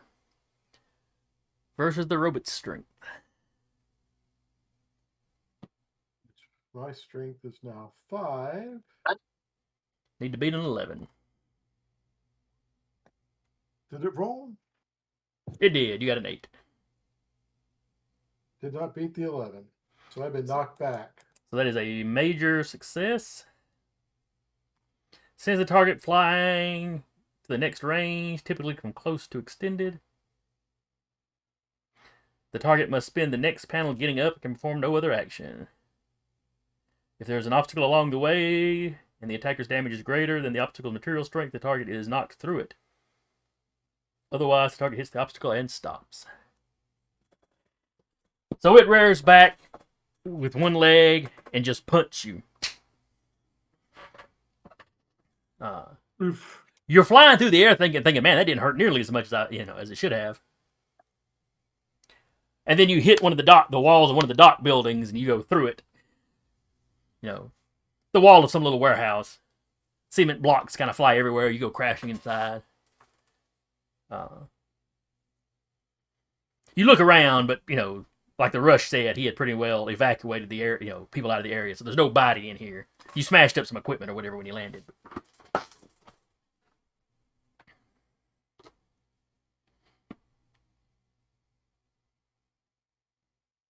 That's the robot's turn. Skater Boy.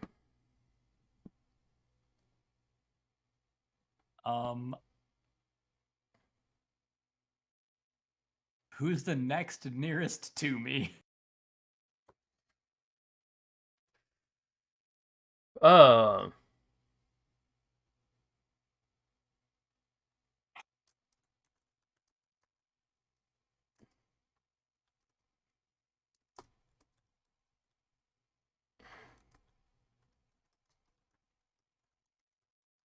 I'll just glow stick nearby. Yes, she's relatively close by because she's standing on the shore. Like, what can she do? She could swim out to the robot, or I'll look at glow stick. Do you want to become really big and fight it?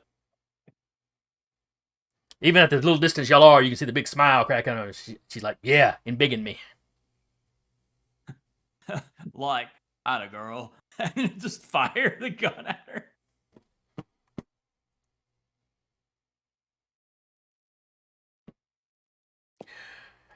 So you pull the trigger on the ray. It jumps across the distance. As it's hitting her, she spins around like she's doing like she's trying to do the Sailor Moon spin. Only there's no changing of color or anything like that. She just gets big. And as I watch just mad science combat mad science. I'm just like, yeah, we're gonna like see who's the better mad scientist. As I'm fighting a giant robot by making people big.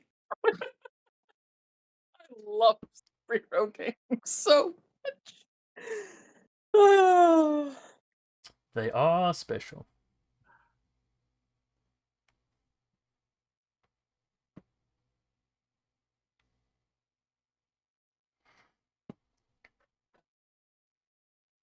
And for anybody not paying attention to the Discord, Mike has just had to step away. I mean, his internet is just acting crazy today.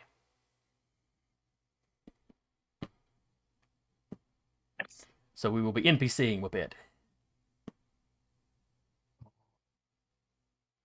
So that was Skater Boy.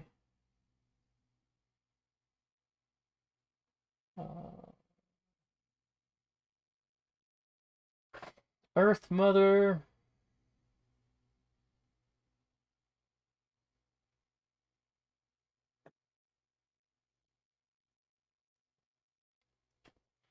Earth Mother is going to head over and help Tomcat, Whippet, and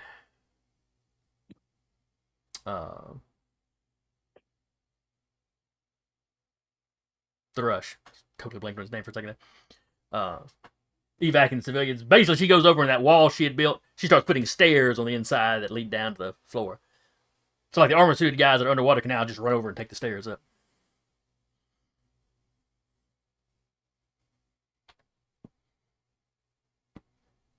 You know, just to get them something to get them out of the water and into the sweet breathable air. So Whippet is still assisting over there. I'm also going to let Glowstick go on her turn. I don't think I gave Glowstick a specific inventory initiative.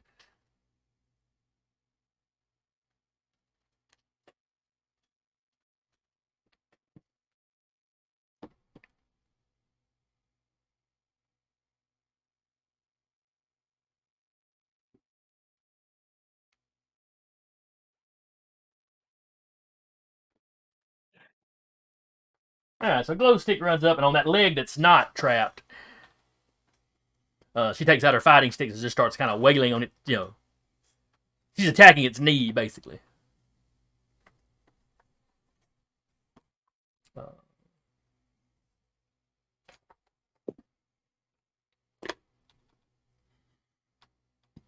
And it's some loud clanging, but you're not sure she's really doing any damage to the, to the actual armor of the robot.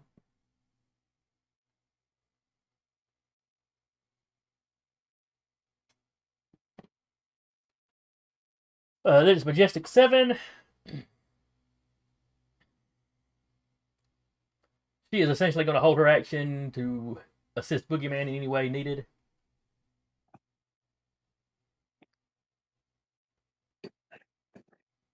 Tomcat is still helping save people from drowning. He's begun performing CPR on some of the people that have been pulled out of the water that were unconscious.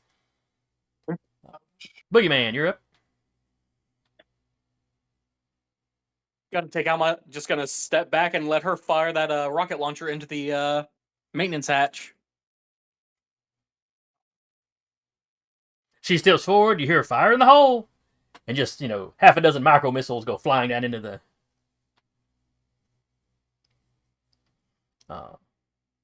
You feel the vibrations through the armor. The robot gives a sudden thing. You start hearing grinding and you hear electrical discharges of things shorting out. The grinding of metal on metal.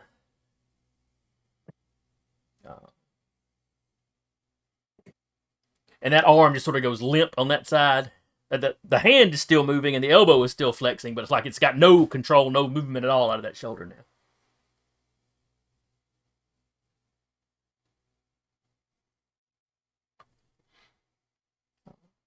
The insides are not as soft and squishy as a person, but apparently they're fairly delicate.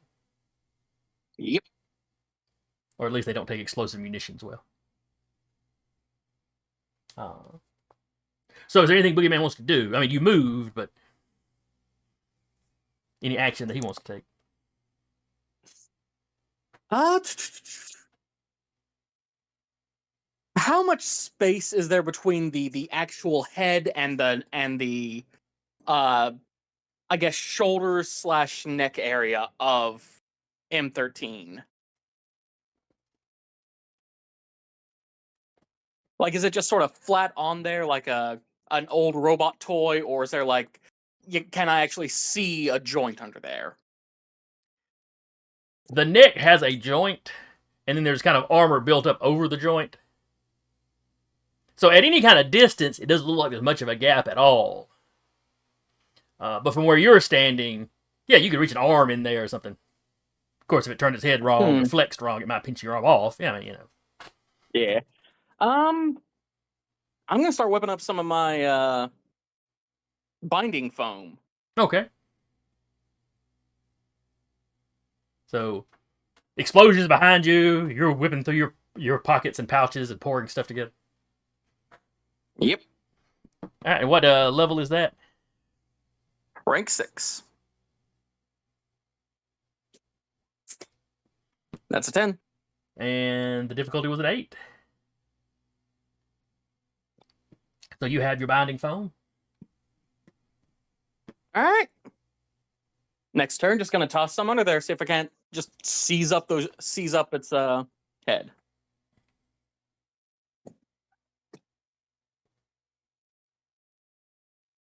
All right. Which one was the green? I think green was the commander.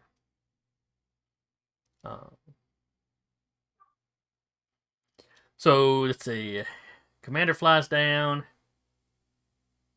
In fact, I'll let her whole team go. Over open comm. She'll do this over open comm, so everybody is in on what's going on. She basically orders all of her people, except Rush. Rush is Rush is rescuing people. Rush is keep doing what you're doing.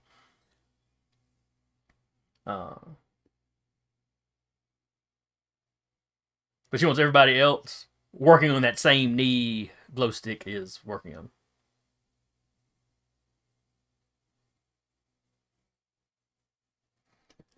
And in fact, she is going to go assist glow stick as well.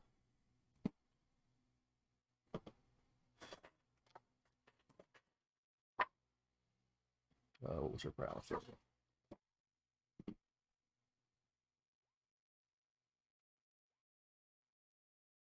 Oh, but it yanked his leg out of the way as she flies by.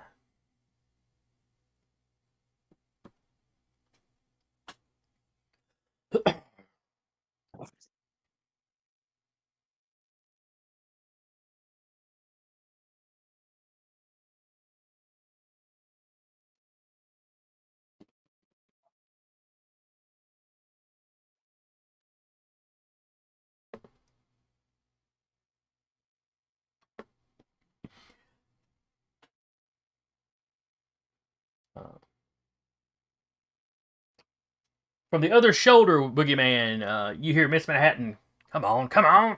Oh, there we go. And then you hear the sound of metal bending as she, finally managed to get enough of a grip on the panel to, pull it up.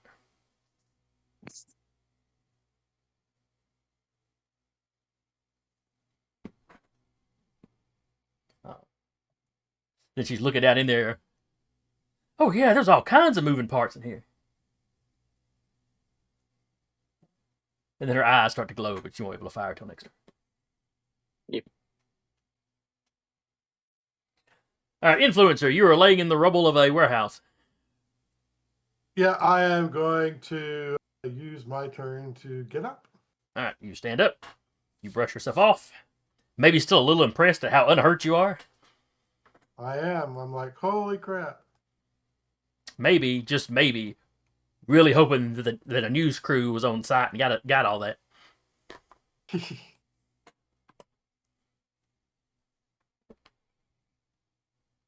can just imagine your action figure sales skyrocketing.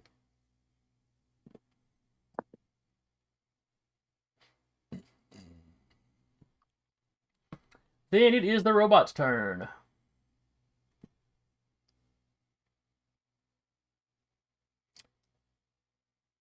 he is going to fire some eye beams of his own. And he looks down at his leg and basically does an area attack where he rapid fires on multiple targets. What's he need to hit? Alright, so he's going to shoot at Glow Stick first. He needs to dodge an 11. She has athletics expert, so it's it's effectively an 8 she's rolling, so that's definitely doable. She gets out of the way.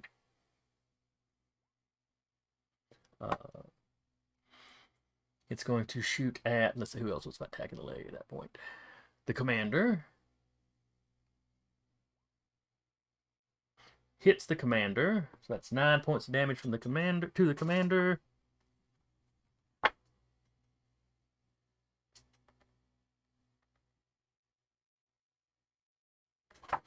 Commander takes a little bit of damage, but doesn't seem overly affected by it.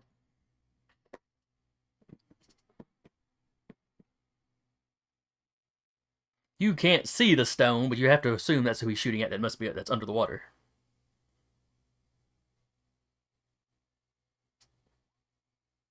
Stone takes a hit.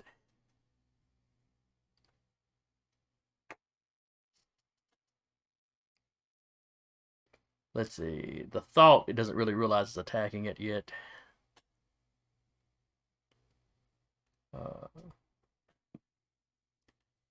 Okay, that's all the defenders. Had wins for its head. Okay, so that's everybody. So it blasts a few people with its eye beams. Luckily for you, Boogeyman, that mostly involves it turning its head and tilting its head, not so much the entire body. Yay! So, well, there's some movement, It's not really any worse than if you were standing on a ship. Mm-hmm. Skater Boy.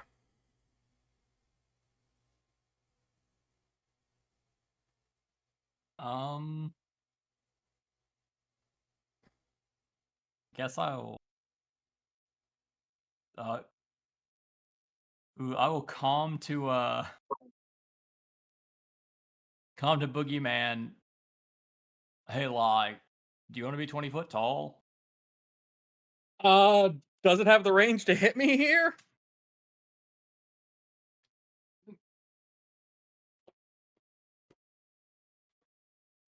I've never really checked the max range of the gun.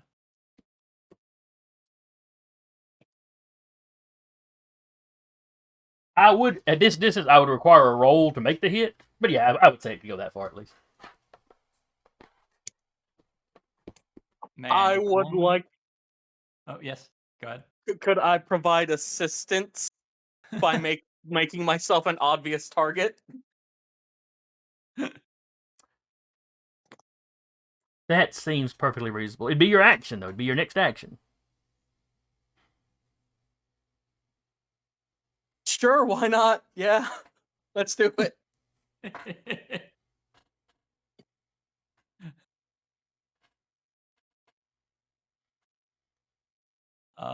I will. Okay, that's gonna be that plus 2 for the. All right. What's the difficulty for this roll? Or do I have to roll first? And then Oh no, I can go ahead and roll first. That's fine. I'm going to use the robot's coordination, just because it is moving around a little bit. I mean, it's not intentionally trying to make you avoid this. I mean, but it's just in the moving around. So you need an 8. Okay, I'm rolling a d6 plus 6. So it's exactly one way it fails. Cool. Hits you. Welcome to the land of giants. Congratulations, you are the littlest giant. Look at the Boogeyman. He's barely enormous. Aww. It's almost cute how threatening and intimidating he is.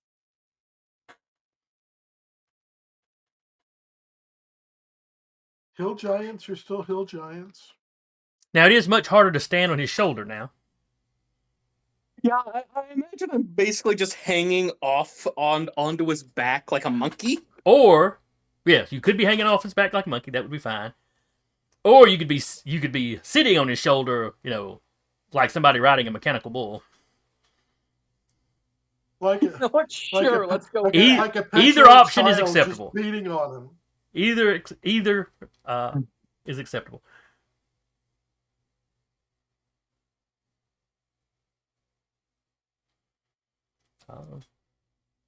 But all that unexpected weight, all of a sudden, the robot does kind of list to that side slightly, and the head spins around.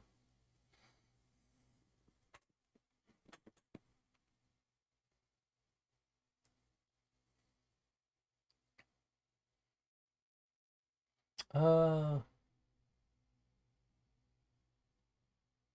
that was Earth Mother. She is now making a stone walkway back to shore for all the people that they're pulling up out of the Pantheon facility.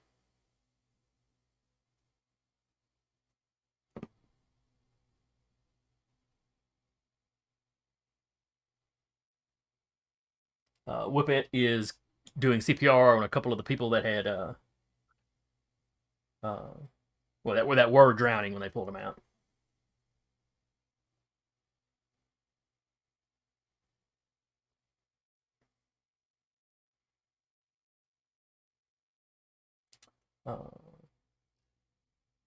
Majestic 7 will hop from...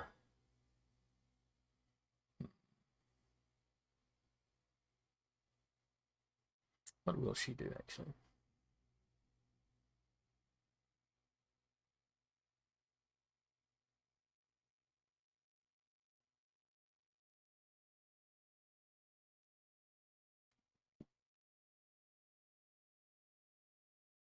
She's going to leap over and see how Miss Manhattan is doing.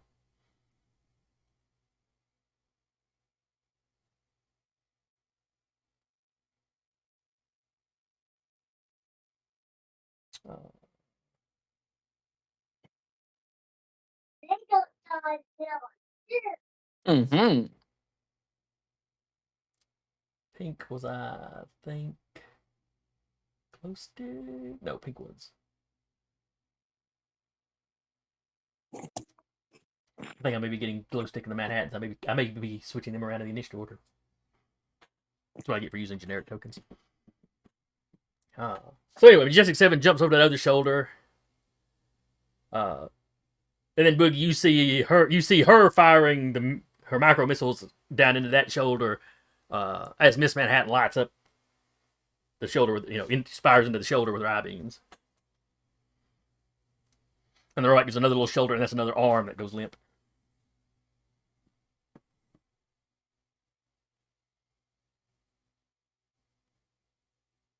Then Boogie, it is your turn. All right. I did eat up my that's next right. action by. Yep. So you're just sitting there, adjusting to the new height. straddling its shoulder and just staring it in the eye. The eyes seem to be glowing brighter and brighter. I don't like where those eyes would be nearest.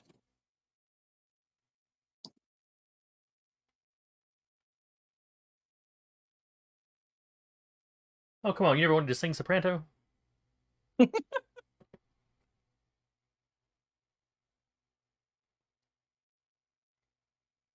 Alright, so that is, let's see.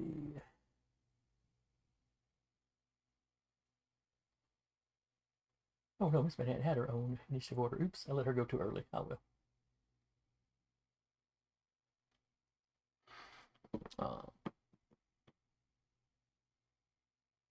Let's see, the commander is attacking again.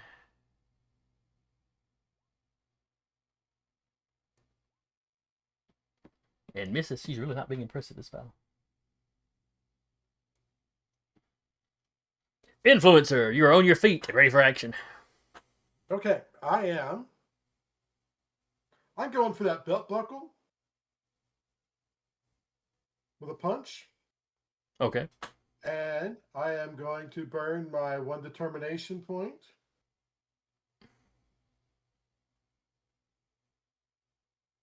And I'll just go ahead and use our quality that we've got for this issue. For backup? All right.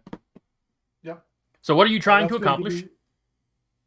I want to knock that panel off because I think I'm going to see some sensitive machinery behind it. Okay. And that's going to give me a +2, correct? Yes, that will give you a +2. I have adjusted. You have got to be kidding me. Not much you can do with a 1 of the dice, though I do have to roll the difficulty, so let's see. This is kind of coordination based. And the robot doesn't have a great coordination. So you rolled an 8, it rolled an 8. Well, 3. So you run up yelling for somebody to help you get that panel off the belt. So as you're running up and swinging, Manhattan flies by and it's hitting the panel with, with an energy beam, heating it up. It's just not gonna get it. So yeah, so the tie is, if you were just trying to do regular damage, I would say it'd be a half. It'd be half damage. It wouldn't get to the armor. Focusing on that panel, you warp the panel. It is visibly warped, but it doesn't actually come open. Fair enough. But like if you were trying to just pry it open, you'd have a grip now, more of a grip.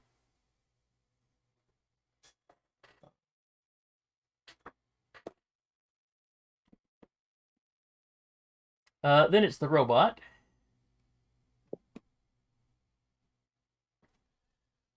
So there's a little giant on my shoulder, and there's a little giant punching me in my belt buckle. But I already kind of described him as charging his eyes up. So I guess we'll go ahead and fire the eye beams. Oh, wait, the eye beams were the area effect, though. Ooh. Basically, where you can... Essentially, it's the giant robots in Fallout. Mm-hmm. Whatever they're called. Where they kind of do the eye... They can do the eye beam, or they can do the eye beam and kind of sweep the area. That's how he does the multiply.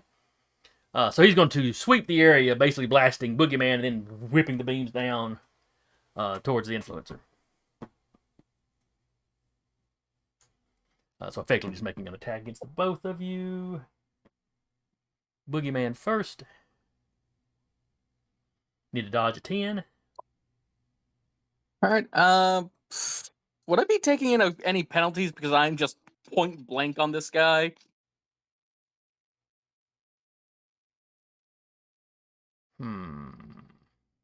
I'll say no because you did see the eyes charging up last round essentially, so you had some warning this was coming. Okay. All right. And have to roll max to hit. Okay, rolled twice for you, but the first roll was an 8. Okay, yeah, let's go with that one. I don't. Which still means you missed by 2. Yep. Let's see, the eye beams don't hit as hard as the belt beam. So that's only 8 points of damage. All right, and that's... So what was your armor originally? My armor is at 5. So 5. Growth. Well, it'd be the same as the growth. So we'll do it like you would strength with the growth. Where you at least get the plus, where you at least get the plus 1. So that's 6. Yeah. There's still 3 points, I think, of the spray on knee pads. Yes. So that'd be 9 points of damage. Okay. So you take no damage. Resistance. Yep. But the knee pads are down to only offering 2 points of protection. They've done their work. Yes, yeah, I think they have. Some jerk hogged up all the D-pad. Mm-hmm. Someone hogged all the good juice. Speaking of that jerk, he's taking a shot too. So, Influencer, you need to give me a coordination roll. You need to dodge a 10. Is he punching or? No, this is the eye beams. Oh, right. It's right, an extended right. beam. And he just turned his head to try to catch multiple people with it. Yeah. I forgot he was charging up. Sorry, I'm trying to get my mouse on the right.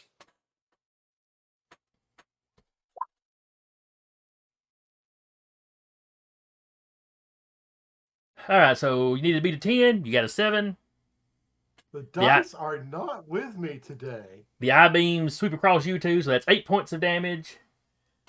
You've got 5 damage reduction from the growth, but you still got 2 from the knee pads, so that's 7 you can ignore. So you only take 1 point. Okay, so I take 1. But it does actually hurt, and the knee pads are down to 1 point. And I mean, I've had days with very good rolls, so I can't say that I'll survive an issue of bad rolls, but we can hope.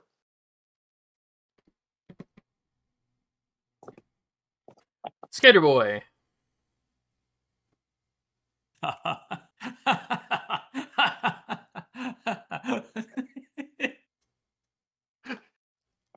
Skater Boy's having his mad scientist moment.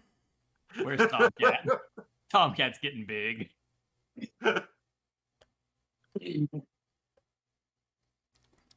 Tomcat, let me try that again. Tomcat would probably be a good one to be big because I think he's got some mad fighting skills. I'll wait for a moment for Tomcat to be out of the water and then make him big. So you look over and he's just stopped. He's just finished CPR on one guy and is like sitting him up and slapping his back while he spits water out. Oh yeah, sorry. If he's committing CPR, there's more people to CPR. I will not, because he needs to be regular size for that. Let's see. You had 3 people. 3 people that looked like they had drowned. Whippet with CPR and 1. There's one more guy that needs CPR. You can see Tomcat kind of quickly moving over to the next guy. Huh. Have you embiggened Mr. Manhattan?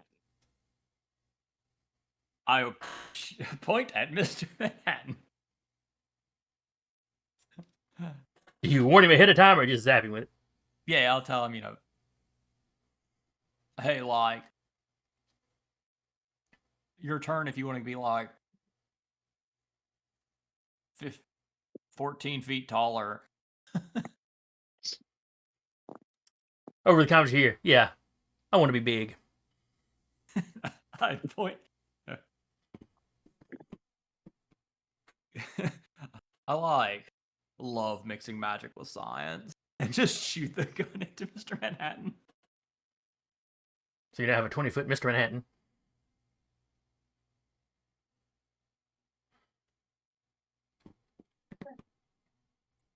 And I will just shout at the robot. Yeah, like, who's empowering humanity now, you jerk? It's like this easy.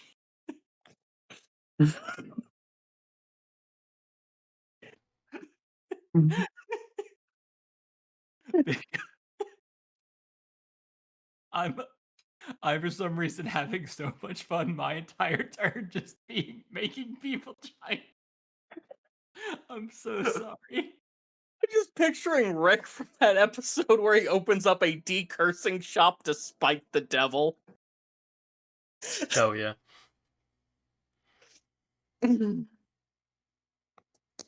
Well, bored now. Starts pouring gasoline over everything instead of getting on fire.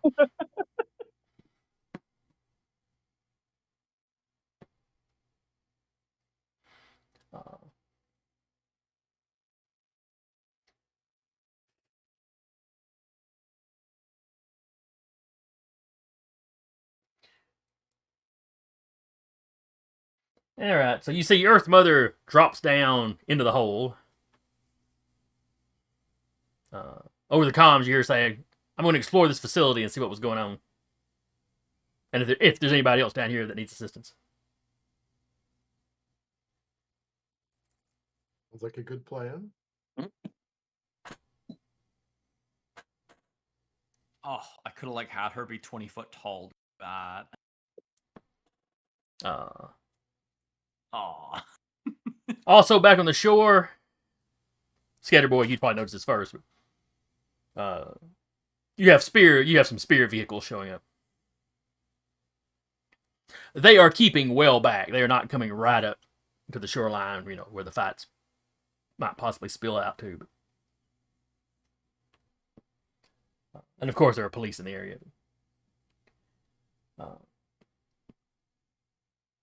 Though Carol over the radio basically tells you that the police are basically setting up a perimeter to stop anybody else from coming in.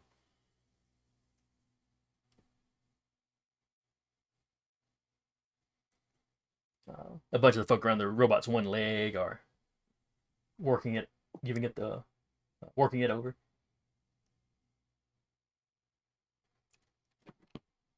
Let's see. We'll roll for glow stick. And just have everybody else assisting her.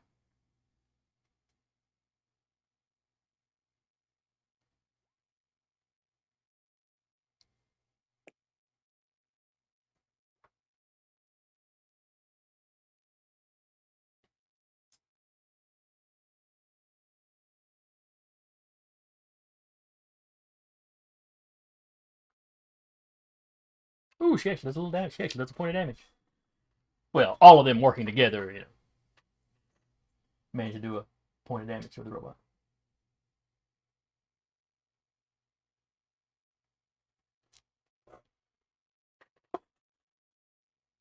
Less that they get through the armor, more they make the knee bend sideways a little more than it's supposed to, damaging probably internal components.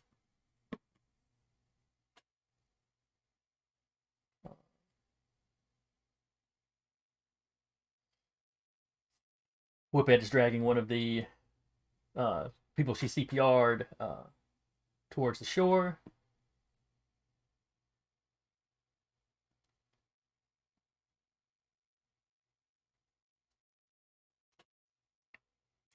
Over the comms, Majestic 7 basically asks, what do me and Miss Manhattan need to do now?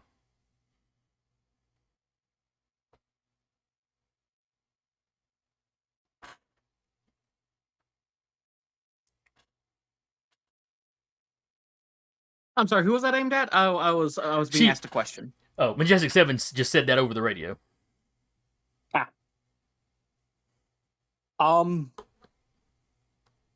Start working the belt buckle with influencer.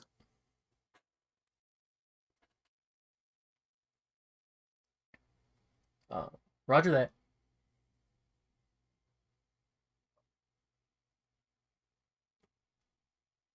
And you see her kind of, she doesn't so much hop off the shoulder, and she just sort of drops and slides, down the shoulder onto the chest. Uses her jet boots to kind of maneuver over where she can grab the belt buckle on her way down, pull herself over top of it. The top of the buckle is about 4 feet wide, so it's a little tight fit, but she gets up there. Yeah. Miss Manhattan, of course, just flies.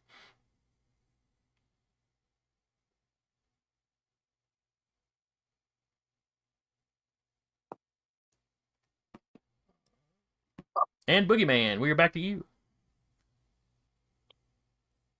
So Boogie is going to grab the robot's head under its jaw as best he can, and pull out his lightsaber, jam it towards the joint, and flick it on.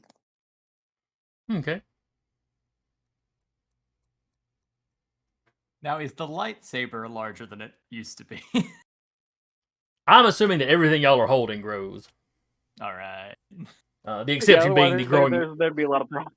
Yeah. The he has a light syringe. It's a very precise instrument for more civilized time.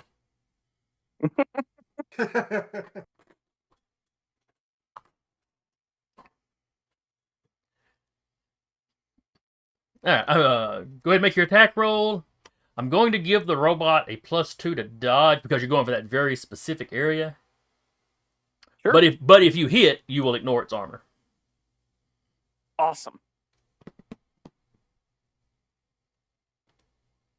Oh, and I rolled a 1 on the dice, so 7 is all you have to beat. Yes. And that's an 11. Yes.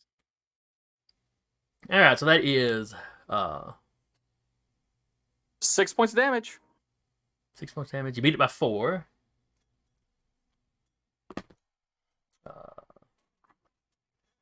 That's a total of 7 that it's taken.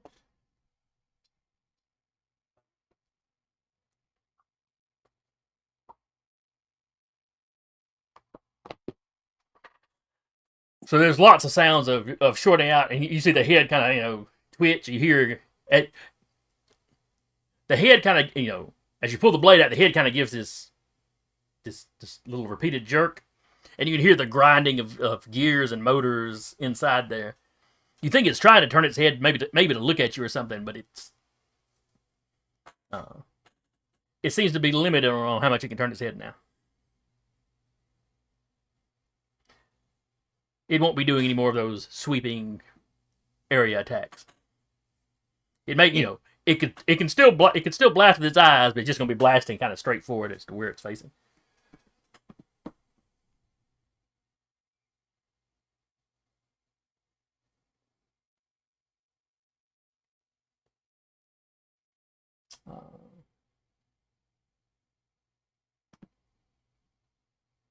Let's see, everybody's wailing on its legs again.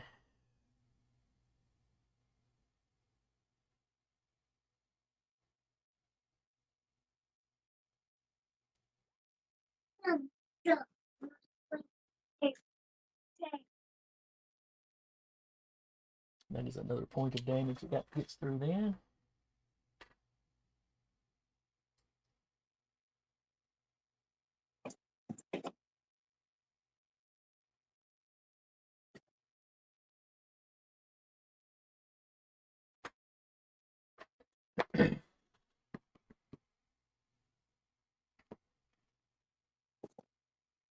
That's it. Miss Manhattan arrives down at the belt buckle.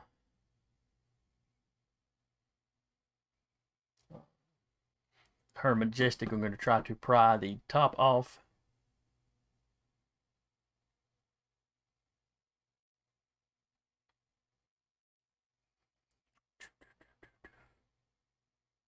Which one of them is stronger?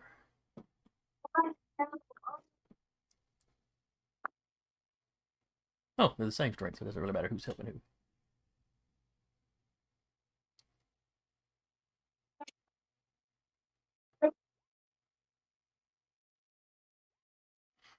All right, so the two Karens managed to pry the influencer. You see the two Karens landing on the belt buckle and managing to pry the hatch that you had warped. They managed to get, that gives them a good grip, and they managed to pry it open.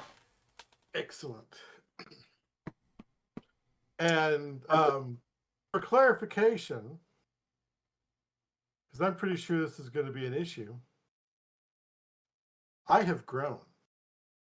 You have My grown. equipment has grown. Your My equipment has flash grown. drive is not going to fit into any USB port that might be behind that panel. Not until I shrink. Or if the robot grew.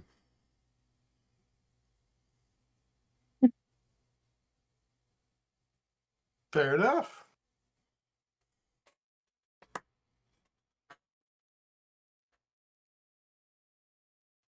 Just I like to put options out there.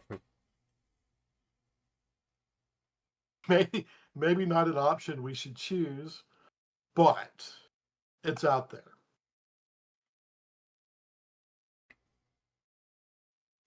Skater Boy will be Tell apologizing on Skater Boy TV to later. shoot one of the Karens.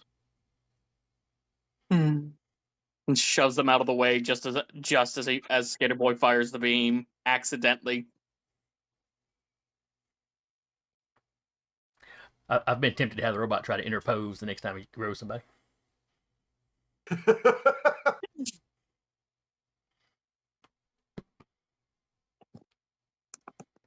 I mean, it's not human intelligence, but it's got a tactical computer to keep up with battlefield conditions.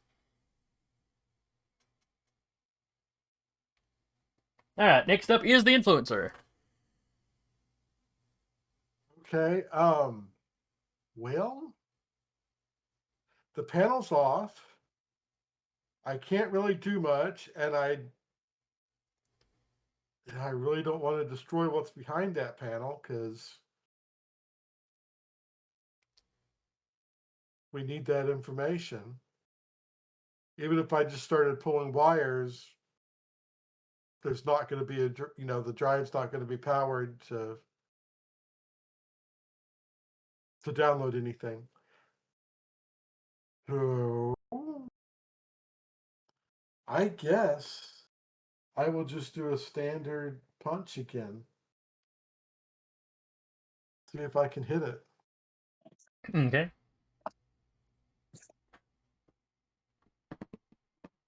I don't think there's much else I should do. All right, 5 is the number to beat. What did I get? You got an 11. Now I get an 11. Oh my gosh. Not only did I hit, I actually got a massive success. All right, but you're doing 5 points of damage. Yes, 5 points of damage.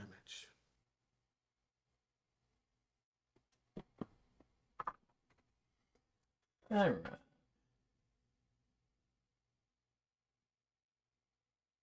But you said you were targeting the belt buckle specifically. Well, not this time because the belt buckle was off. Well, the hatch But I on the top didn't- of it was open. Yeah, okay. Okay, so you were just Yeah, punching the I- machine, punching it. Okay, Yeah, I just punched the machine because I didn't want to. Once I'm normal size, I want to be able to access whatever. Hopefully, I'm right and that there's a USB port behind there, and can download it. But I don't want to. I don't want to risk smashing whatever is behind there before I do that. Okay, so you run up, you punch the armor. You're not sure your punch got through its armor, but it was a good solid lick. It has a damage resistance of higher than 5. I'm gonna guess. Well, you noticed the flare was or blasting it. equal to. Y'all noticed the flare was blasting it when you pulled up, and the flare didn't seem to be doing any damage to it. Though multiple characters working together have managed to damage it. Okay. Then it is the robot's turn. I'll have to use my giant robot voice. We'll have to use teamwork.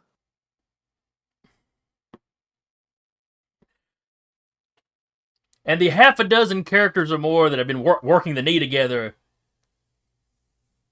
It's like you see, let's see, Glowstick, the Commander, the Stone, the Flare, the Thought.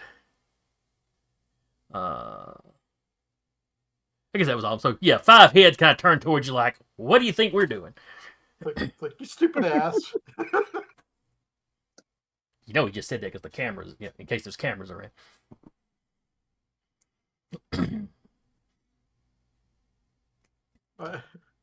I need a soundbite for my action figure.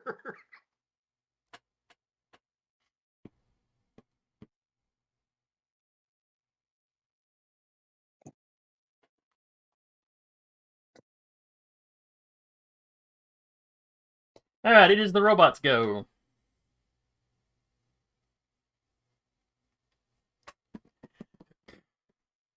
So it has almost no movement in its shoulders. It's like the shoulders are locked up essentially. But it can still operate its hands and its elbows, as I described earlier. The lower arms are still functioning. So arms hanging at the side, it brings up at the elbows and it grabs for the people on its belt buckle.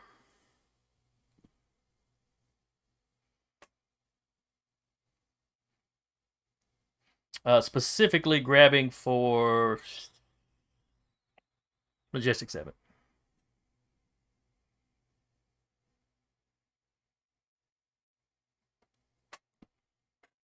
All right, so it got an 8 and 7s. This would be prowess.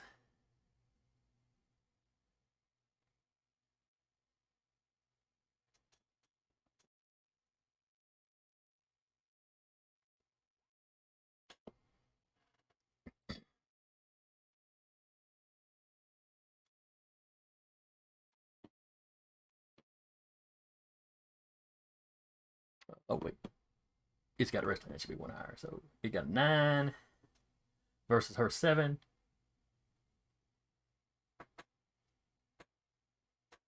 All right, so it's got Majestic 7. It's holding on to Majestic 7.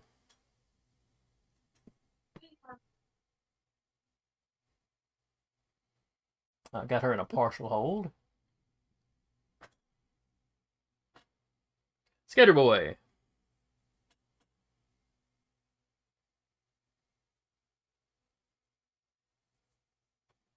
All right. Has Tomcat finished the last CPR? Yeah, he's had a round to do that, so. I'll look at Tomcat. You like get in there, point the gun, ready to fire at him.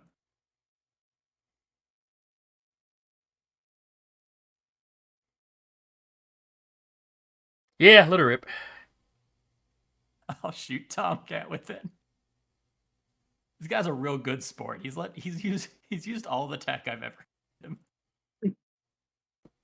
Even the one that made him throw up.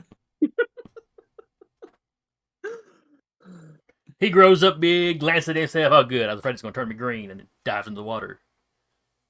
Well, no, he doesn't. At this size, he doesn't need to dive in the water. He jumps in the water and starts sloshing through the water towards the robot.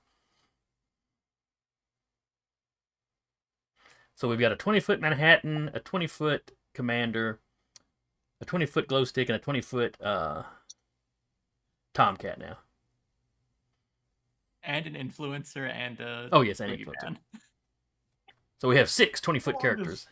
How long does the growth last? Or should I be asking that question? You know, at this point, I haven't really been paying attention. It probably should be an amount of rounds equal to the level of power, if I have to guess. I was just curious. But I know it alteration ray. I don't think.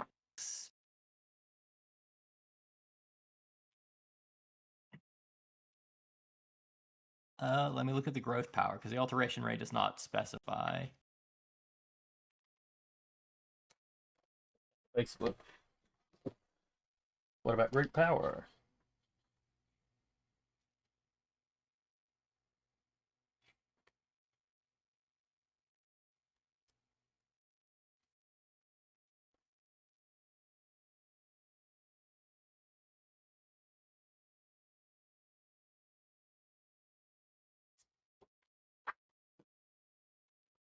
And growth didn't say anything about a limitation.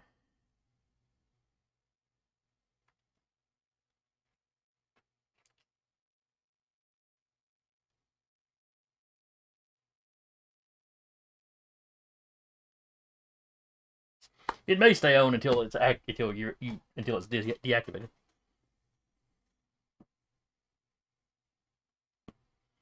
Or at least like for the scene anyway. Yeah. With no ruling in the book or ruling beforehand.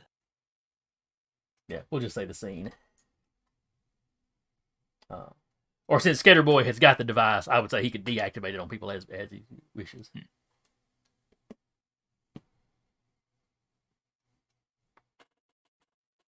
Alright, so Tomcat runs over. Well, everybody else is fighting at his knees largely. Tomcat starts kind of scaling up until he's on the opposite shoulder from Boogeyman.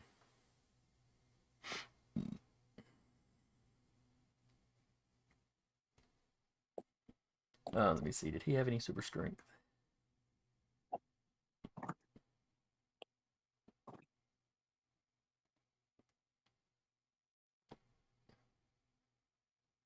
Nope, he had a perfectly reasonable strength, but it was not super.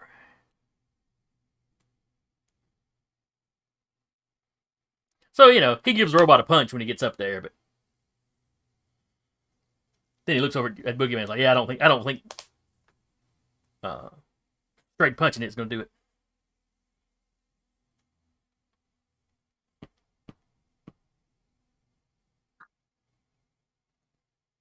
Let's see, Whippet continues rescuing people. she's gotten one guy to shore, has run back, and is grabbing up another one of the drowning victims. That is now breathing, but is not really in good enough shape to make their own way.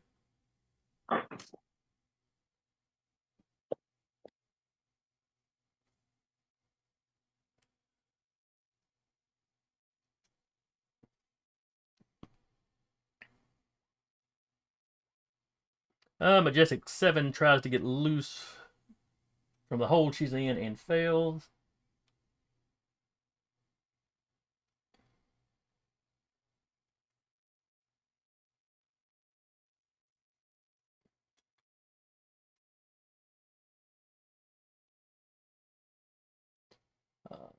Earth Mother's out of sight. She's doing whatever she does.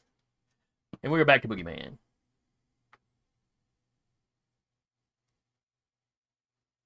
Who just had to step away for a second. Oh, I had the Discord covered up with other stuff.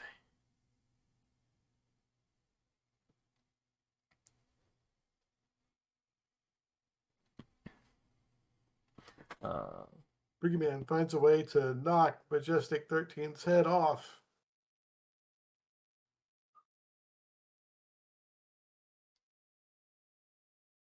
Well, so far, it's like y'all have been disabling pieces at a time. All right, this arm's disabled. This arm's disabled. Can't really use its eye beams anymore.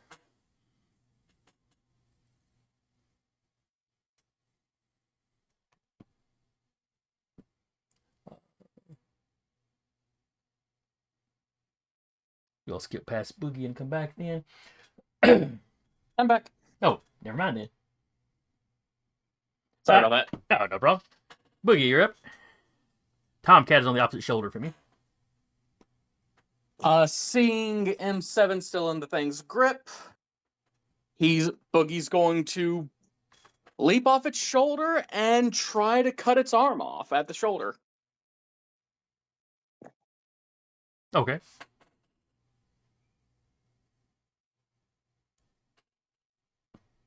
Go Boogie.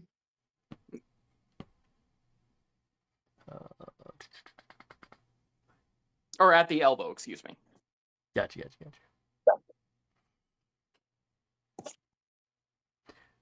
All right, so if you're aiming for the elbow joint, I'll do what I did before,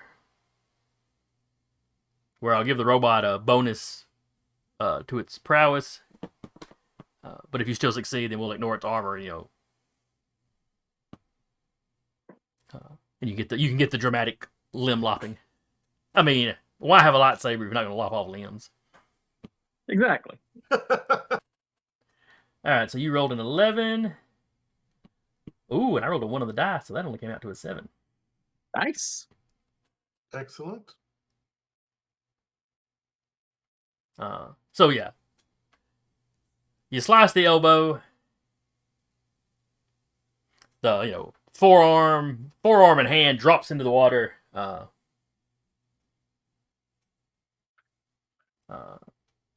Carrying 7 with it, but I mean, she doesn't breathe. That's the underwater is not that big a deal. Yeah. And you have it, having a robot body, maybe water would be bad if she'd had holes poked in her or something, but she's taking no damage this fight, so.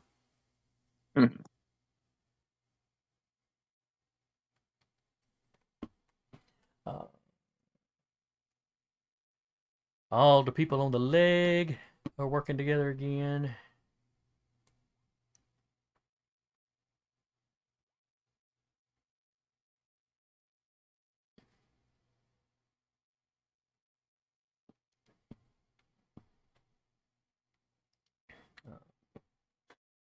So that is more damage they have done.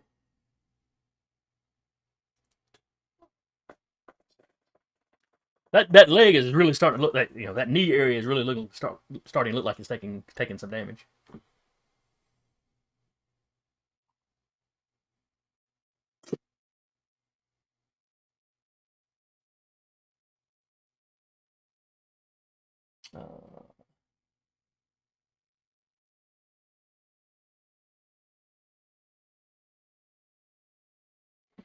Miss Manhattan sees what you were doing and is going to fly over and try to blast its other elbow in a similar fashion.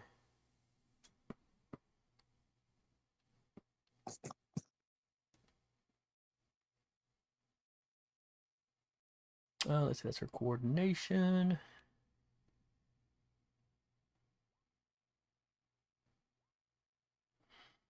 But that's a marginal success, so she's only doing half damage.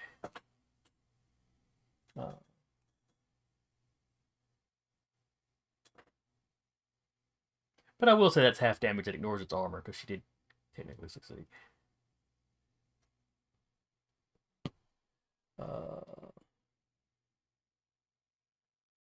Let's see.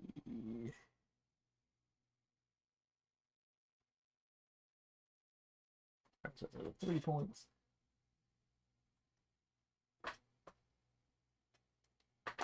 But the arm does not come off.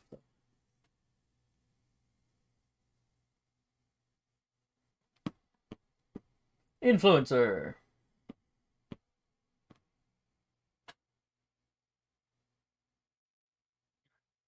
You know what? I am going to hold my attack because by myself I'm not doing much good. And I don't want to go for that panel behind the belt buckle right now because I would like to use my flash drive on it. So I am going to hold my attack and aid somebody else. Okay. On theirs so that we can combine an effort and actually hurt it.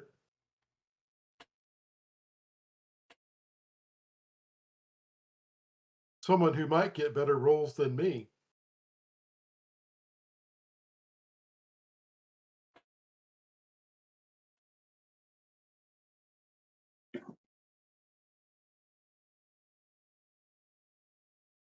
All right. So the robot. Let's see. Boogeyman jumped off of it and slashed the elbow. So Boogeyman is standing in the water now. Influencer's in the water. Actually, I guess Tomcat's the only person that physically own it at the moment. I mean, everybody else is like swarming around its leg or flying around blasting it or whatever, but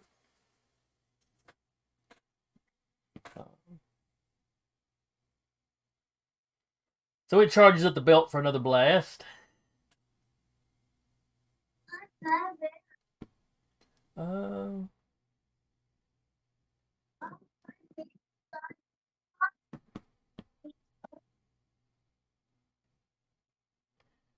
And it's going to fire at Majestic 7 in the water.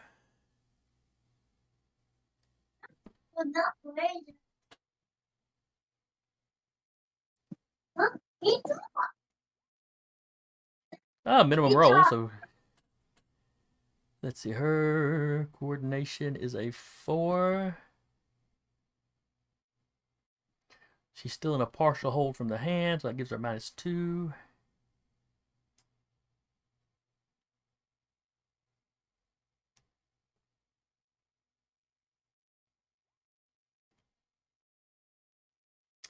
So she got a total of a 4. That was not a good roll. So major success. So 9 points of damage from the belt.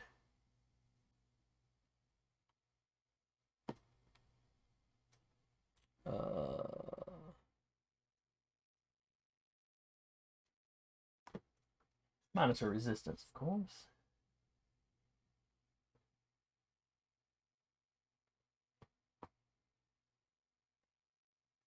Okay, she takes some damage, but she's fine.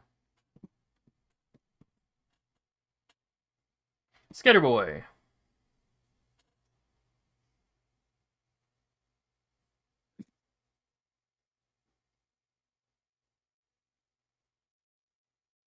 Are any of the spear agents kind of close? The bulk of them are further back. You have a couple of medics that have run up. And basically, like, as Whiphead is pulling people to shore across the little stone bridge over from Mother Maid, the medics are running up and, like, running up with gurneys and, carting people off. It would be rude to shoot them. Is Miss Manhattan free to be shot? Yeah, she's flying around. She was flying around, eye beaming at one of its elbows. Hey, Miss Manhattan, do you like want to be giant too? Well, yeah. I mean, everybody else is. I'll shoot Miss Manhattan. All right, since she's not on a moving robot and will sit still for you, we'll just let that hit. So we now have a 20-foot Miss Manhattan.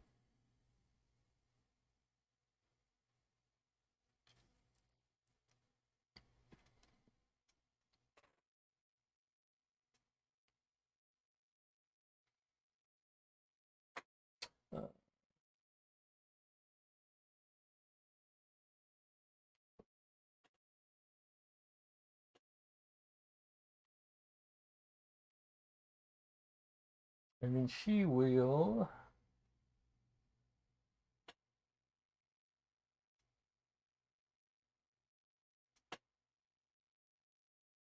She's going to grab that arm that she weakened earlier and see if she's going to try to basically bend the elbow backwards.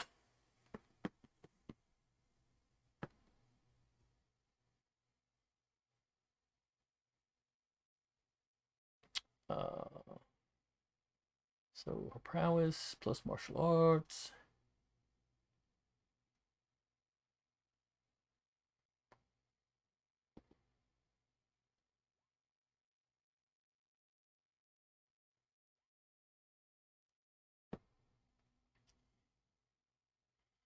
Oh, but the robot gets a major success. So it twists out of the way as she's flying by and gets a free shot on her, basically a backhand, rotating that elbow quickly and catching her with a backhand.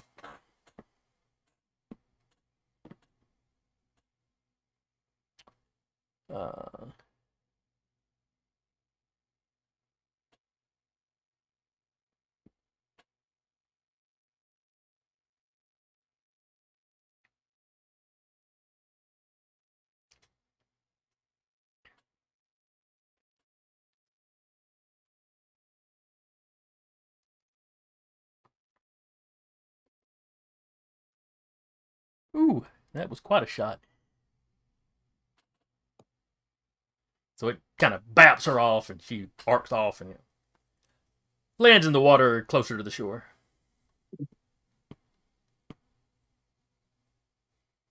Kind of off to one side.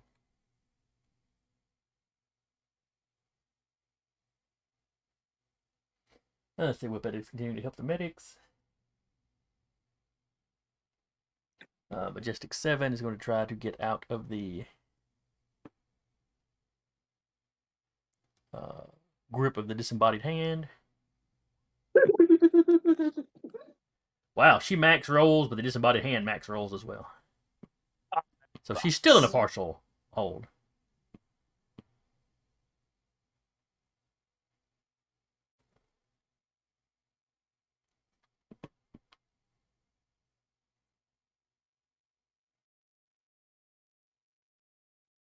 You hear her mumbling unhappily to the radio.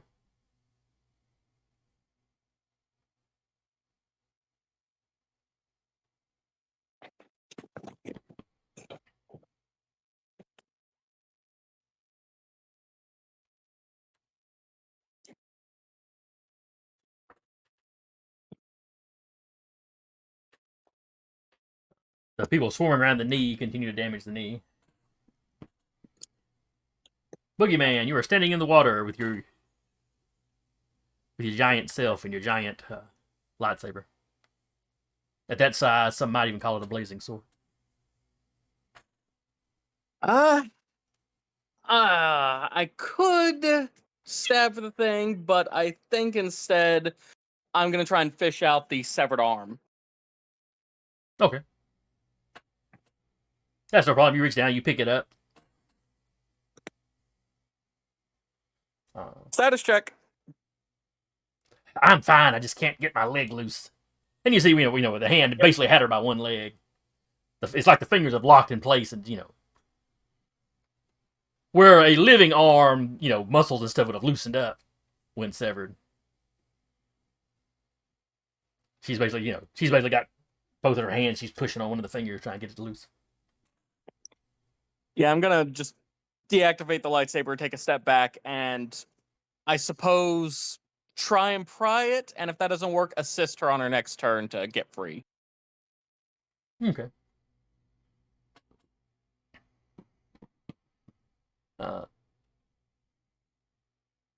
You probably have a better chance at just helping her because your strength would be what, a 5 now? My strength is a 6. Like Well, my normal strength is a 6. Oh, your normal strength is a 6. Okay, well you've got a strength of 7 then, so it's Boogeyman is very strong. He's like peak human. Mhm. And with growth, he actually hits the superhuman level. He's the mightiest, littlest giant.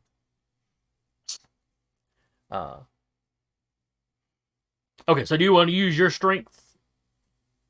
Do you want to try to pry her loose, or do you want to wait and help her pry herself loose?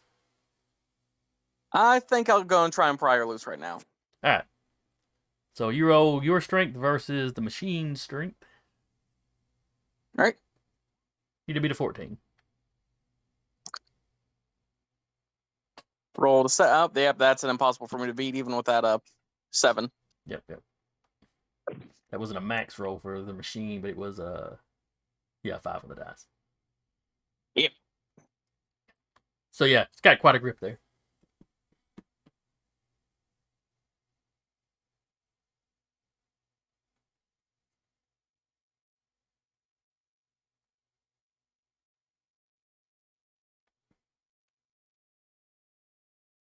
One thing you can't fault Prometheus on is the quality of his work.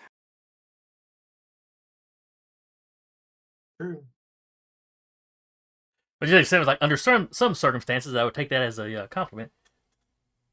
Right now, though, it's annoying.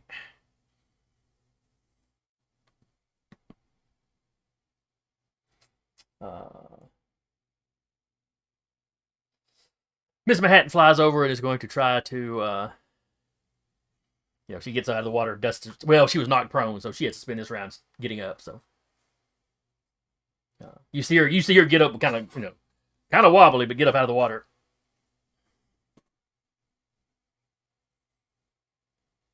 Then it is Influencer's turn.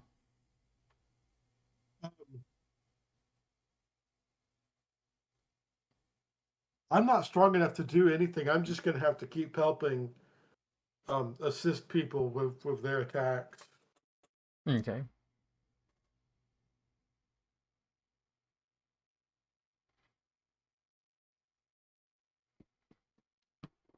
All right.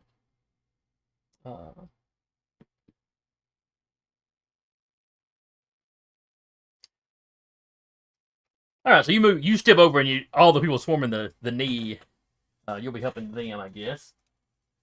Let me see. That's Influencer, Commander, Stone, the Thought, Glow Stick.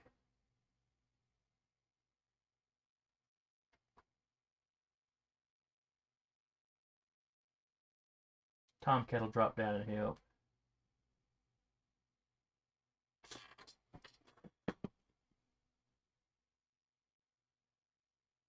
Glow Stick's probably got the best to hit.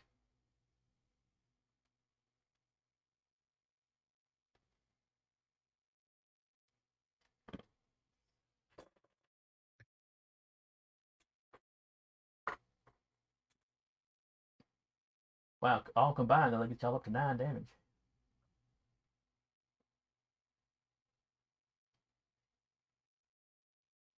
But mine's on. Alright. So the leg brigade is down there. Influence walks over there and, that knee is definitely looking bow-legged at this point.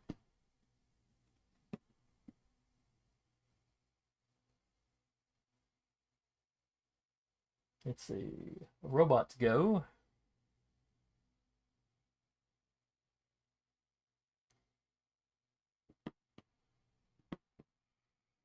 It is going to try to break that leg That Earth Mother trapped. It's going to try to break it loose. What is Earth Mother's Earth control? Alright, so it needs to be to 6. Well, 6 plus a roll. Alright, so it's got to be to 12. Oh, and it rolled a 1, so it comes in a little short. So it is still in a partial hold. Skater Boy. Well, I think I'm all out of people to make big. The stone's not big. Where is the stone? Yeah, she's kind of fighting at its ankle though. She's underwater where you can't see her. Well, there's only one thing left to do then. I mean, you can make the thought big, but that's not really going to help him. I shoot myself with the gun. So now we have a 20-foot Skater Boy.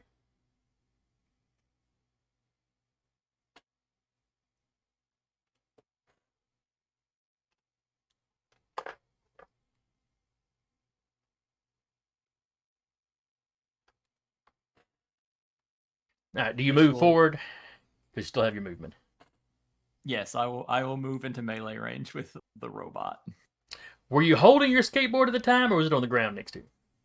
It was on the ground next to me. Okay, so it did not get big.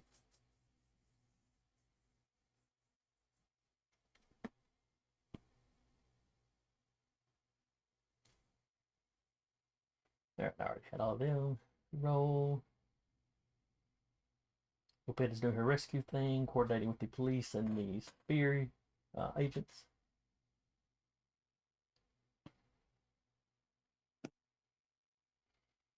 All right, Majestic 7 is going to try to break herself out again. Miss Manhattan is helping her. Oh, no, that's right, because she stood up. She couldn't actually fly over yet. Never mind.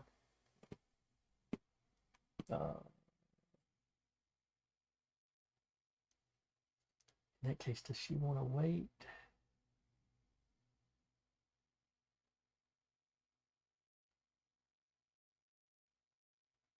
She'll call for Miss Manhattan to come over and help. Oh, well, Boogie will go for Miss Manhattan, though. She's going to wait until there's somebody to help her get this arm off of her. Pink, I think, is Earth Mother. So we're back to Boogeyman. Gonna hold my turn and just gonna assist her whenever M7 whenever it comes her turn. Okay. All right. In that case, next, so we go down here.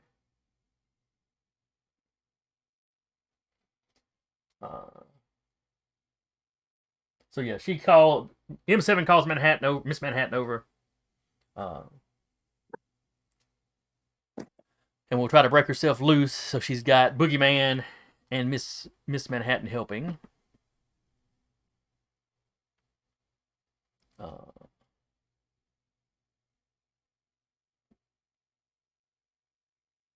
Let's see, so 7.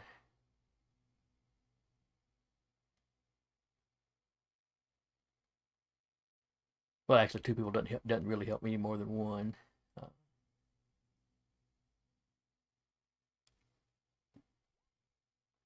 But that at least gets her on an even par with the robot. And y'all working together, you get the hand off of her.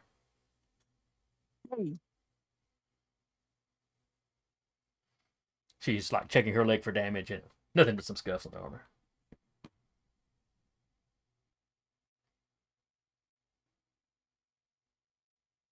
And we'll buff it out once everything settles down.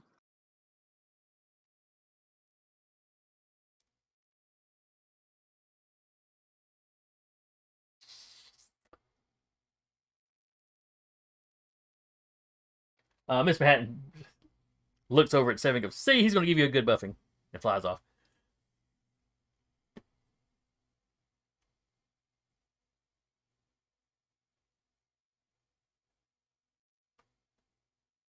Why'd you say it like that?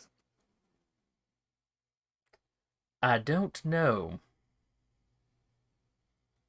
Children think they're funnier than they are sometimes.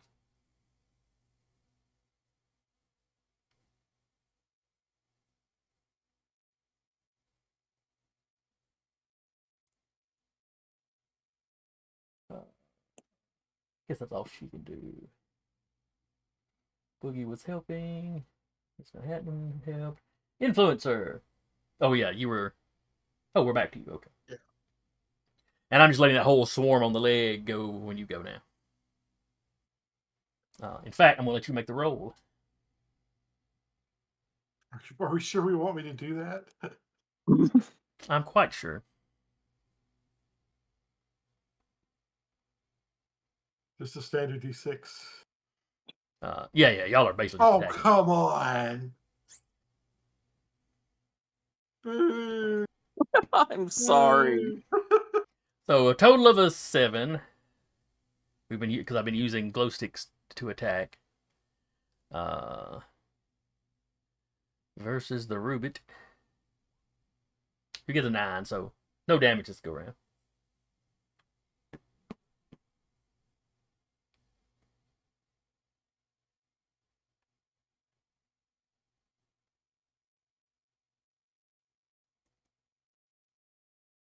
Lost track of where the turn order was on the marker. Alright, so we're back to the robot. Trying to break loose. And successfully breaks loose from where Earth Mother had it stuck. So it takes a few steps back, getting some distance from all of you.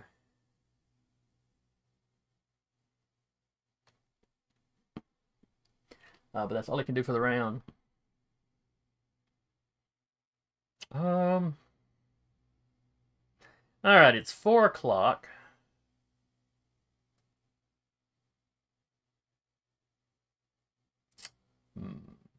I'd hoped to finish up the robot fight today.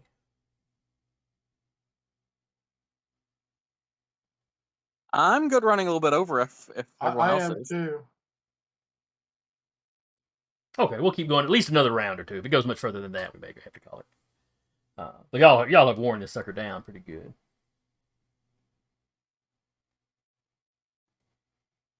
Alright, so it got loose on its turn. Skater Boy.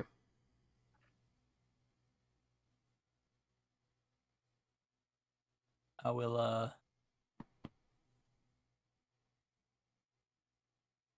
I will wade through the water at super speed and grapple the robot. Okay.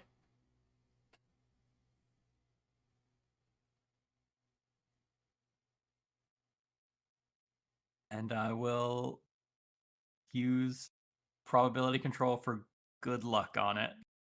Alright. Just an 11. Alright. So it doesn't have any arms it can use at the moment. Well, it's got one it can bend at the elbows. It's slowly turning into the Black Knight from Monty Python. Yeah. But this can be as much in avoiding as it is actually out wrestling you, so. Using its prowess. It also got an 11. And I believe with grappling, a tie means there is no grapple. I will double check to be sure that it isn't a partial, but I'm pretty sure.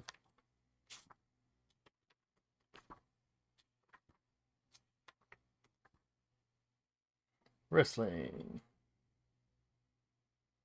Yeah, failure or marginal success has no effect. So you are engaging it. Running up and I guess grabbing it by the leg or something. I'm trying.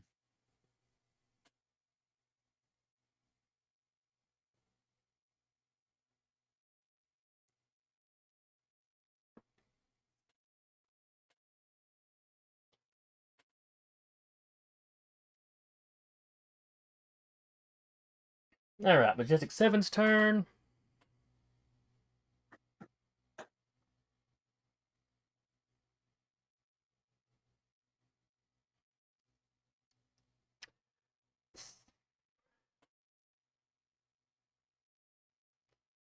Hmm.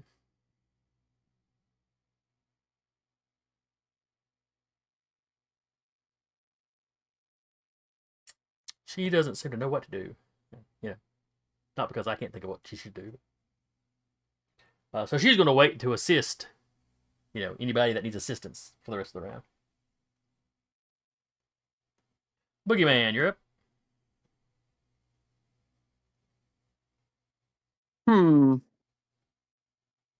Well, with M7 free, Boogie is going to try and plunge his lightsaber into the messed up knee of the robot. Okay.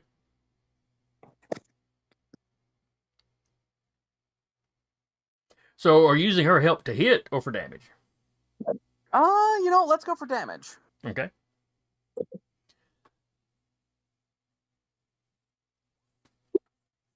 So she fires, the blast out of the palm of her gauntlets and her micro missiles, just trying to soften up the armor as you plunge the sword forward.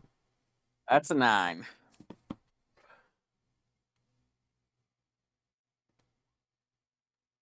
Huh? It only got an 8 though, so that's a hit. Yep. So your sword does 6 points. Mm-hmm. Yes, sir. 7 points plus her micro missile, or plus her assistance.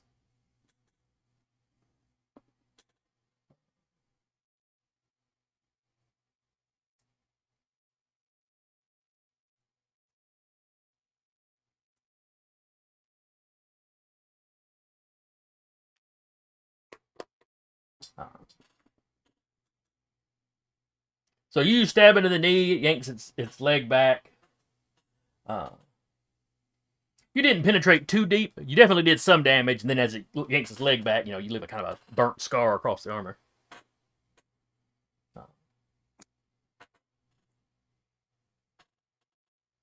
The burnt scar that ends with an actual hole through it. Yeah. So it takes some damage. You can hear... If you had built this robot, you'd consider it bad noises coming from that knee.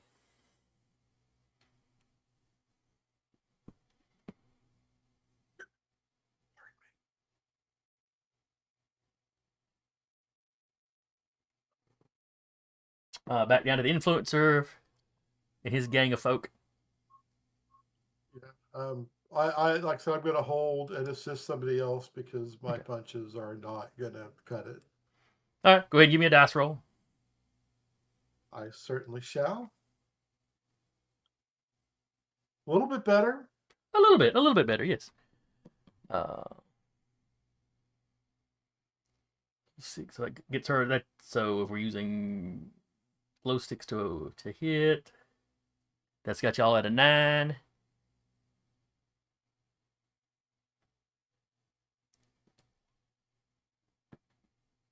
Oh. All right, y'all did more damage to its leg.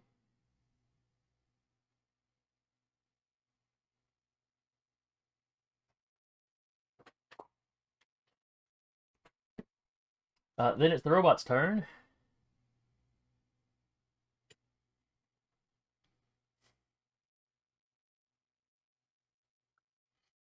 All right, so we took a step back. Y'all rushed forward and attacked it again.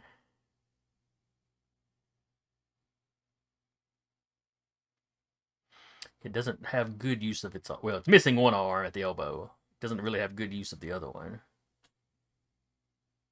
Though its belt laser is still working. It's going to start headbutting us. I was thinking more of a belly flop, truthfully.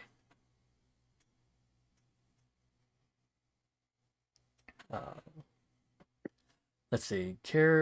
Miss Manhattan had flown over, so she's in Influencer's group. Which is right at its leg. So belly flopping would be awkward on them. So it belly flops towards the Boogeyman and Majestic 7. That's rude. But potentially effective. Potentially effective, yes. So you need to roll 12 prowess to dodge. That's a 7. That is not a 12. It is not. Let's see. Majestic 7 has got a prowess.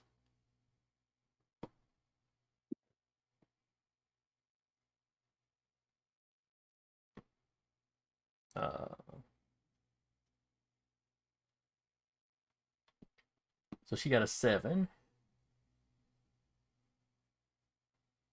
All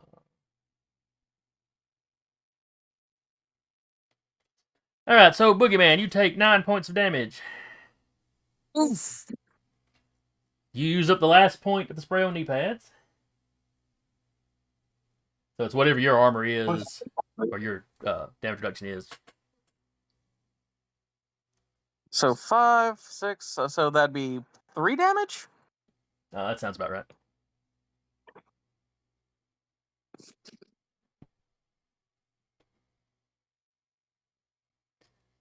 Let's see what was Majestic 7's.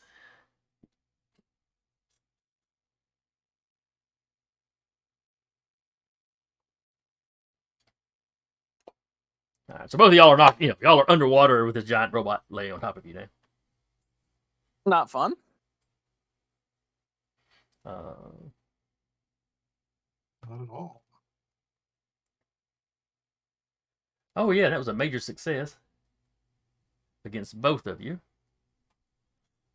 So give me a strength roll, Boogeyman.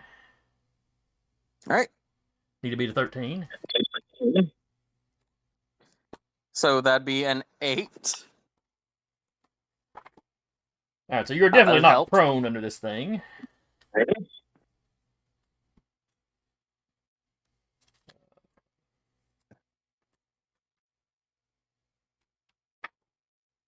Let's see. You don't go flying off to another range, of course, because it came straight down on you. So you're just pinned. You're just knocked prone. Give me another strength check for the stun.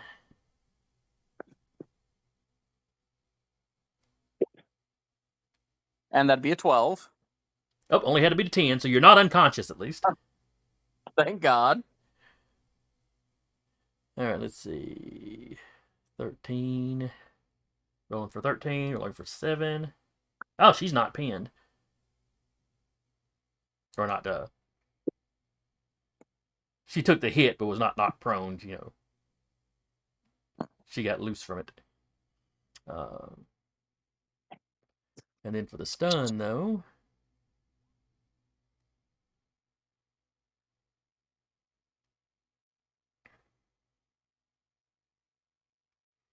That is a...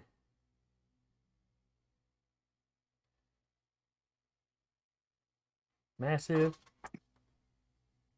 But I guess the slam didn't matter then if she is knocked unconscious. Something important got rattled.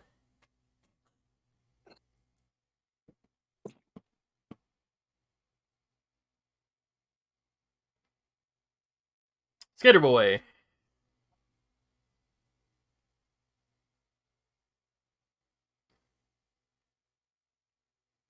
I'm going to attempt to grapple this robot one more time.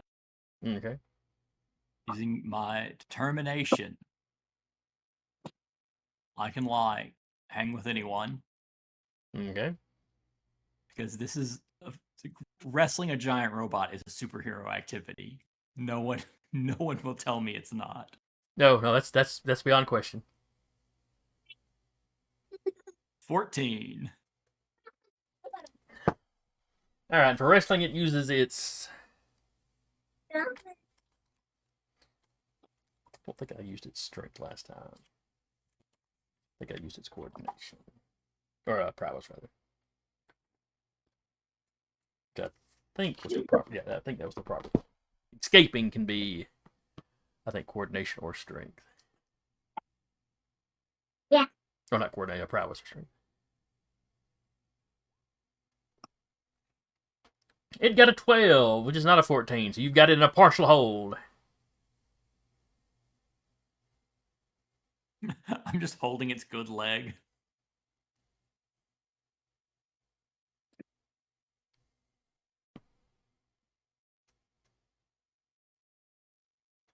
We need our bat anti-robot spray. All right, Boogeyman, you are under this robot. And under the water. I am going to try and wrestle this thing off of me. All right.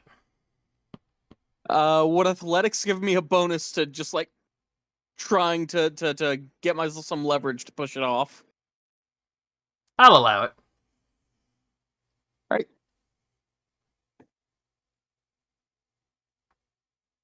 Oh no, so that'd be a 9 because again I have that +1 from being big.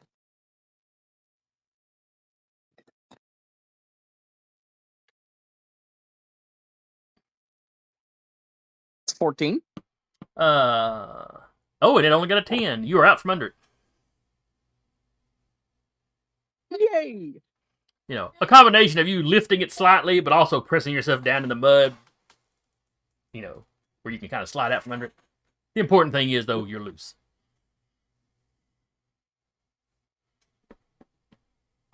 And, you know, can stand up and breathe. Yeah. Water pouring out of your helmet. Do I see where M7 landed after she got hit? Nah, the mud is stirred up. You'd Okay. have to feel around for her. There's a lot of very big feet stirring up the river bottom here. Or lake bottom, whichever it is. Yeah.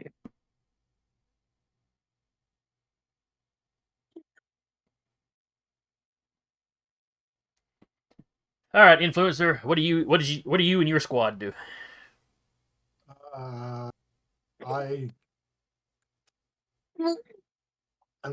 to think if I've got anything more creative than a punch, but I really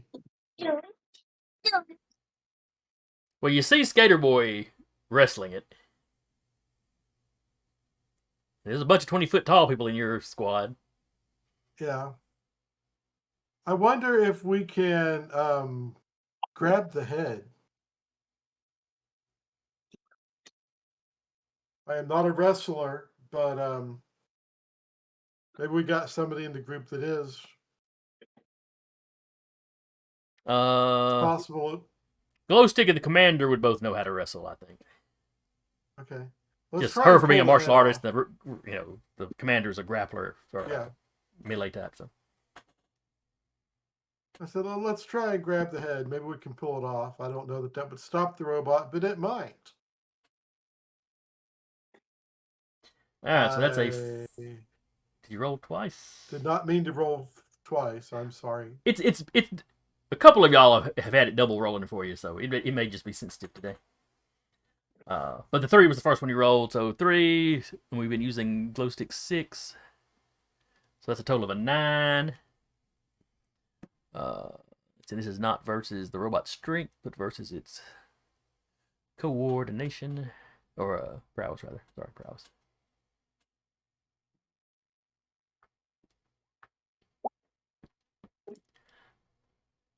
All right, so y'all beat it by 3. Y'all got it in a full hold. All right.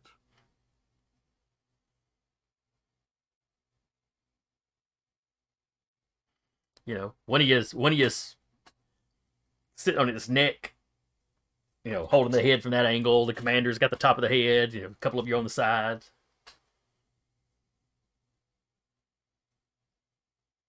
You know, part of its neck actuators have already been damaged. If it was a person, you could be holding their face underwater, waiting for the bubbles to stop. But but it's a robot. Not going to work for a robot. But he can't do anything else until he tries to escape. We have breached it in several locations that were normally watertight. Yes, you would hear some sparking coming from the shoulders, but the arms are pretty shot already anyway. But there's some coming out of some sparking and stuff coming out of the neck as well.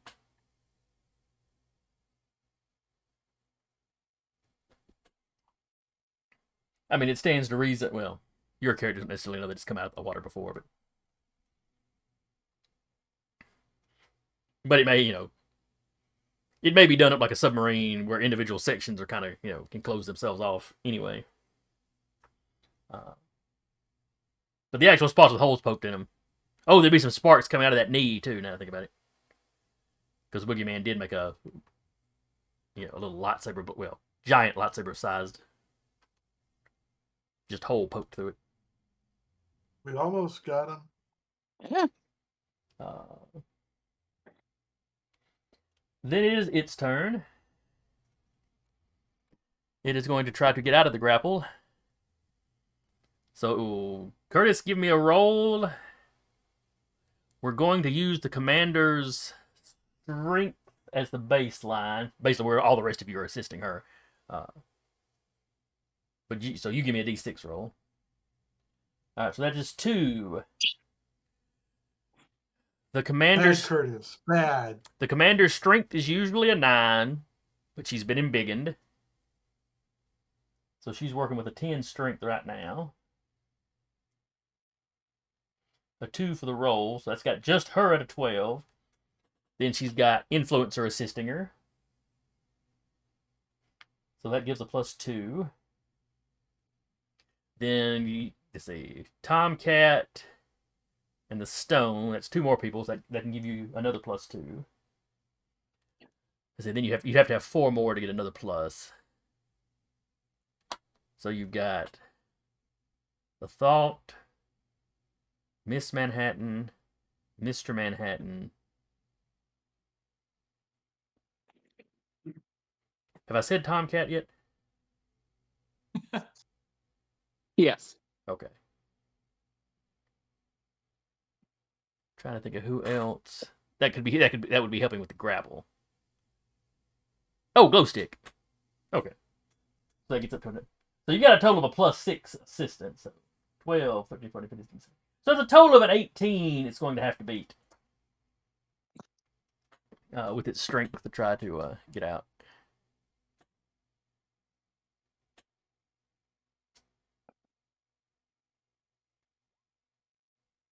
And it got a 15. So it is still being held.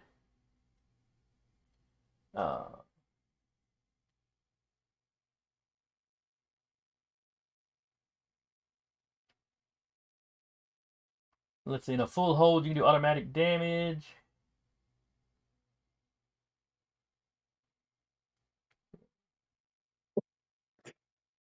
We'll say the water's doing some extra damage.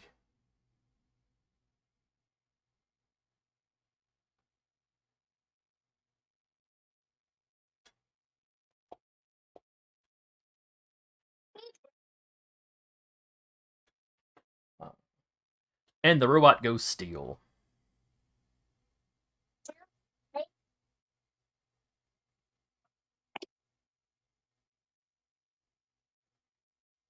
You pause for a moment.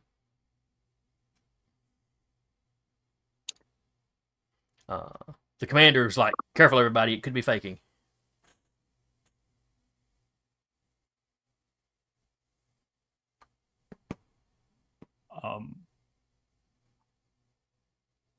So Skater Boy is grabbing any part of it that he can find that will bend and is just kind of warping the metal as best he can. Like, we don't need this thing to, like, work for any reason, so I'm gonna, like, continue breaking it. The commander's like, not a bad plan. Boogie's gonna hand him the lightsaber and start searching in the mud for It's M7. like, you don't play possum against a hungry bear, because it will just keep eating. Yep. And after a moment, the commander's like, fair enough, just, I've had someone fake that in a hold before, make me think they'd passed out. Early in my career. Never again. Okay. I know we're disassembling this robot, but Oh, we'll, What- like, keep its internals fine. I'm just removing arms and legs. okay. And if it has, like, a giant backpack, jetpack thing, I'll, like, take that apart. But it doesn't look like it has that. No, it does not have a jetpack. all the other Majestics have either flight flight equipment or jump jets or something, but this one didn't seem to have that. That whole cube Alright. squared law is annoying. So it's kind of a work line if we separate a limb, hand it to 2 or 3 giants who walk it to the shore.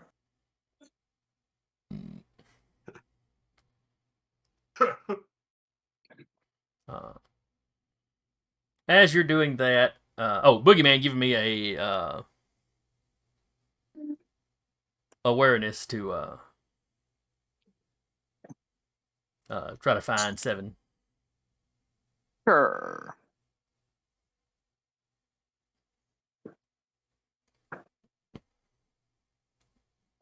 11 is the number to beat. That's a 12. Oh, you beat me to the roll. I see. So yes, you rolled a 12. The difficulty was 11. So you find her. She is seems to be out of it, or is knocked out. You're not sure how a robot gets knocked out. That's worrisome.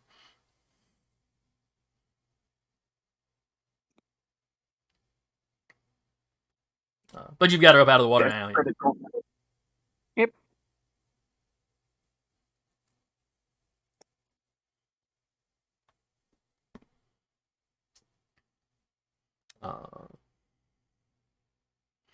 Influencer, give me an awareness check.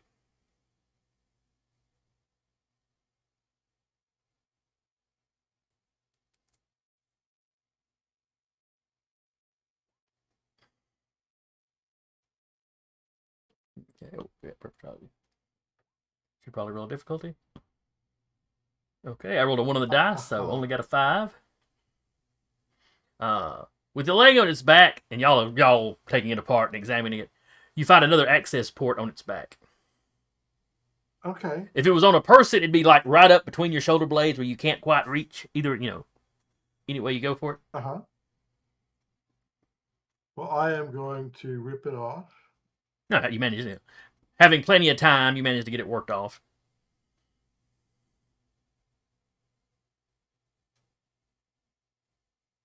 Am I still big? At this point, let's see, you were the first one to get big, and so also you're the first one that shrinks. Okay. If I'm small, I'm going to be looking for a USB port to download goodies. Okay. You look in there, and yeah, this looks like where some of the rest of it just accessed mostly the actual kind of gears and not muscle fibers, the robot equivalent of it. Yeah, this one seems to be more computery. And this is a big enough hatch you can actually climb into it a little bit. Okay. Picture it like if you ever watched Star Trek: The Next Generation, the Jeffrey tubes. Right. That's kind of what the room you get. There's a ladder you can hang on to move around. It's not super roomy, but there's room to move around and access different stuff in kind of the main torso of the robot.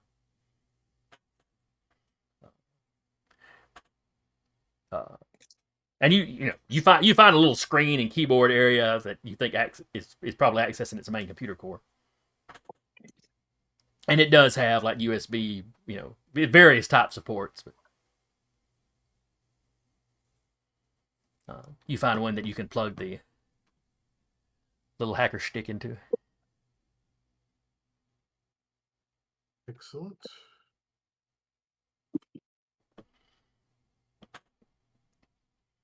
And it starts flashing like it starts. It wouldn't flash constantly because it wouldn't want somebody to notice it. But it gives the little indicator light flickers, which lets you know that it started.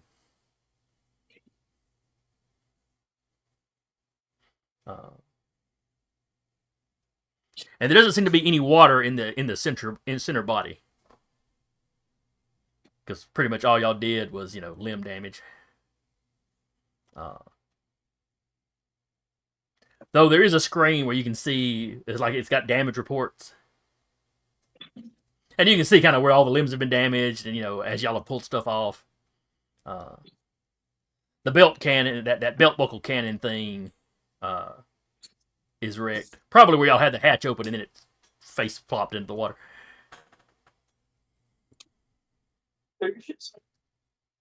Uh,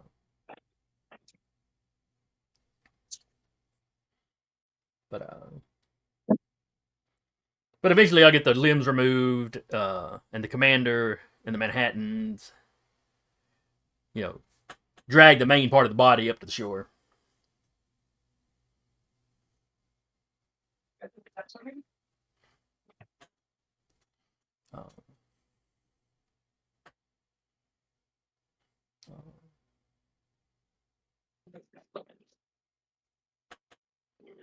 Then at Spear's request, y'all go down into the Pantheon base. And Earth Mother's been down there kind of corralling other Pantheon members. Some have escaped through entrances that were, the base was basically like under the riverbed, but also like up under the shore, so they had some warehouses they could exit into. But she's caught a bunch of people down there. The police are catching some people as they tried to flee. Obviously, some people in the base drowned before anybody could get to them.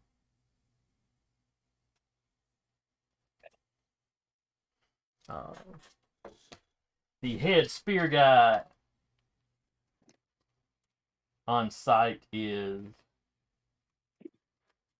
always one of them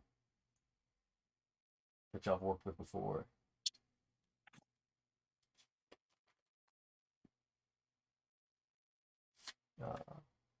Agent Cryer.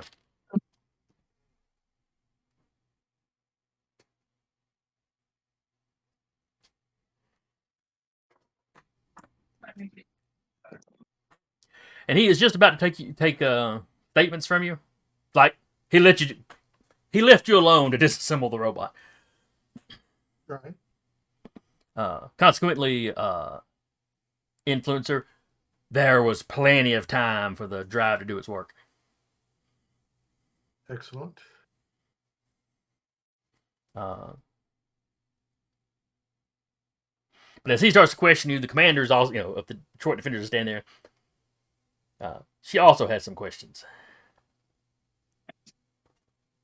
Like, she does, and she's looking at Influencer when she says, "Yeah, I have some questions of my own." But as they're getting ready to ask those questions, the lights in the city go out. Of course. Not a few of them. Not a section of the city. All of them. The entire city goes dark. Do the cars and everything else go dark, or just the buildings and streetlights? Just the building and street light. We're like the police cars have their colored lights going. Those are still going. Cars driving by on the road, everything still seems to be functioning. It's just like a citywide blackout. And that is where we're at for today.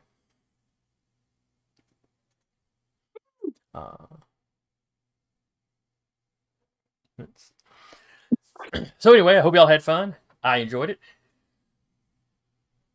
Oh, yeah.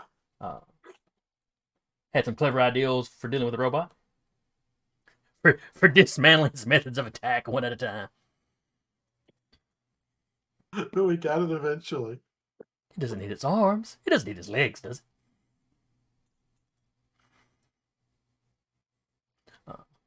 It's probably a good thing that it wasn't self-aware. That would have been a rough way to go.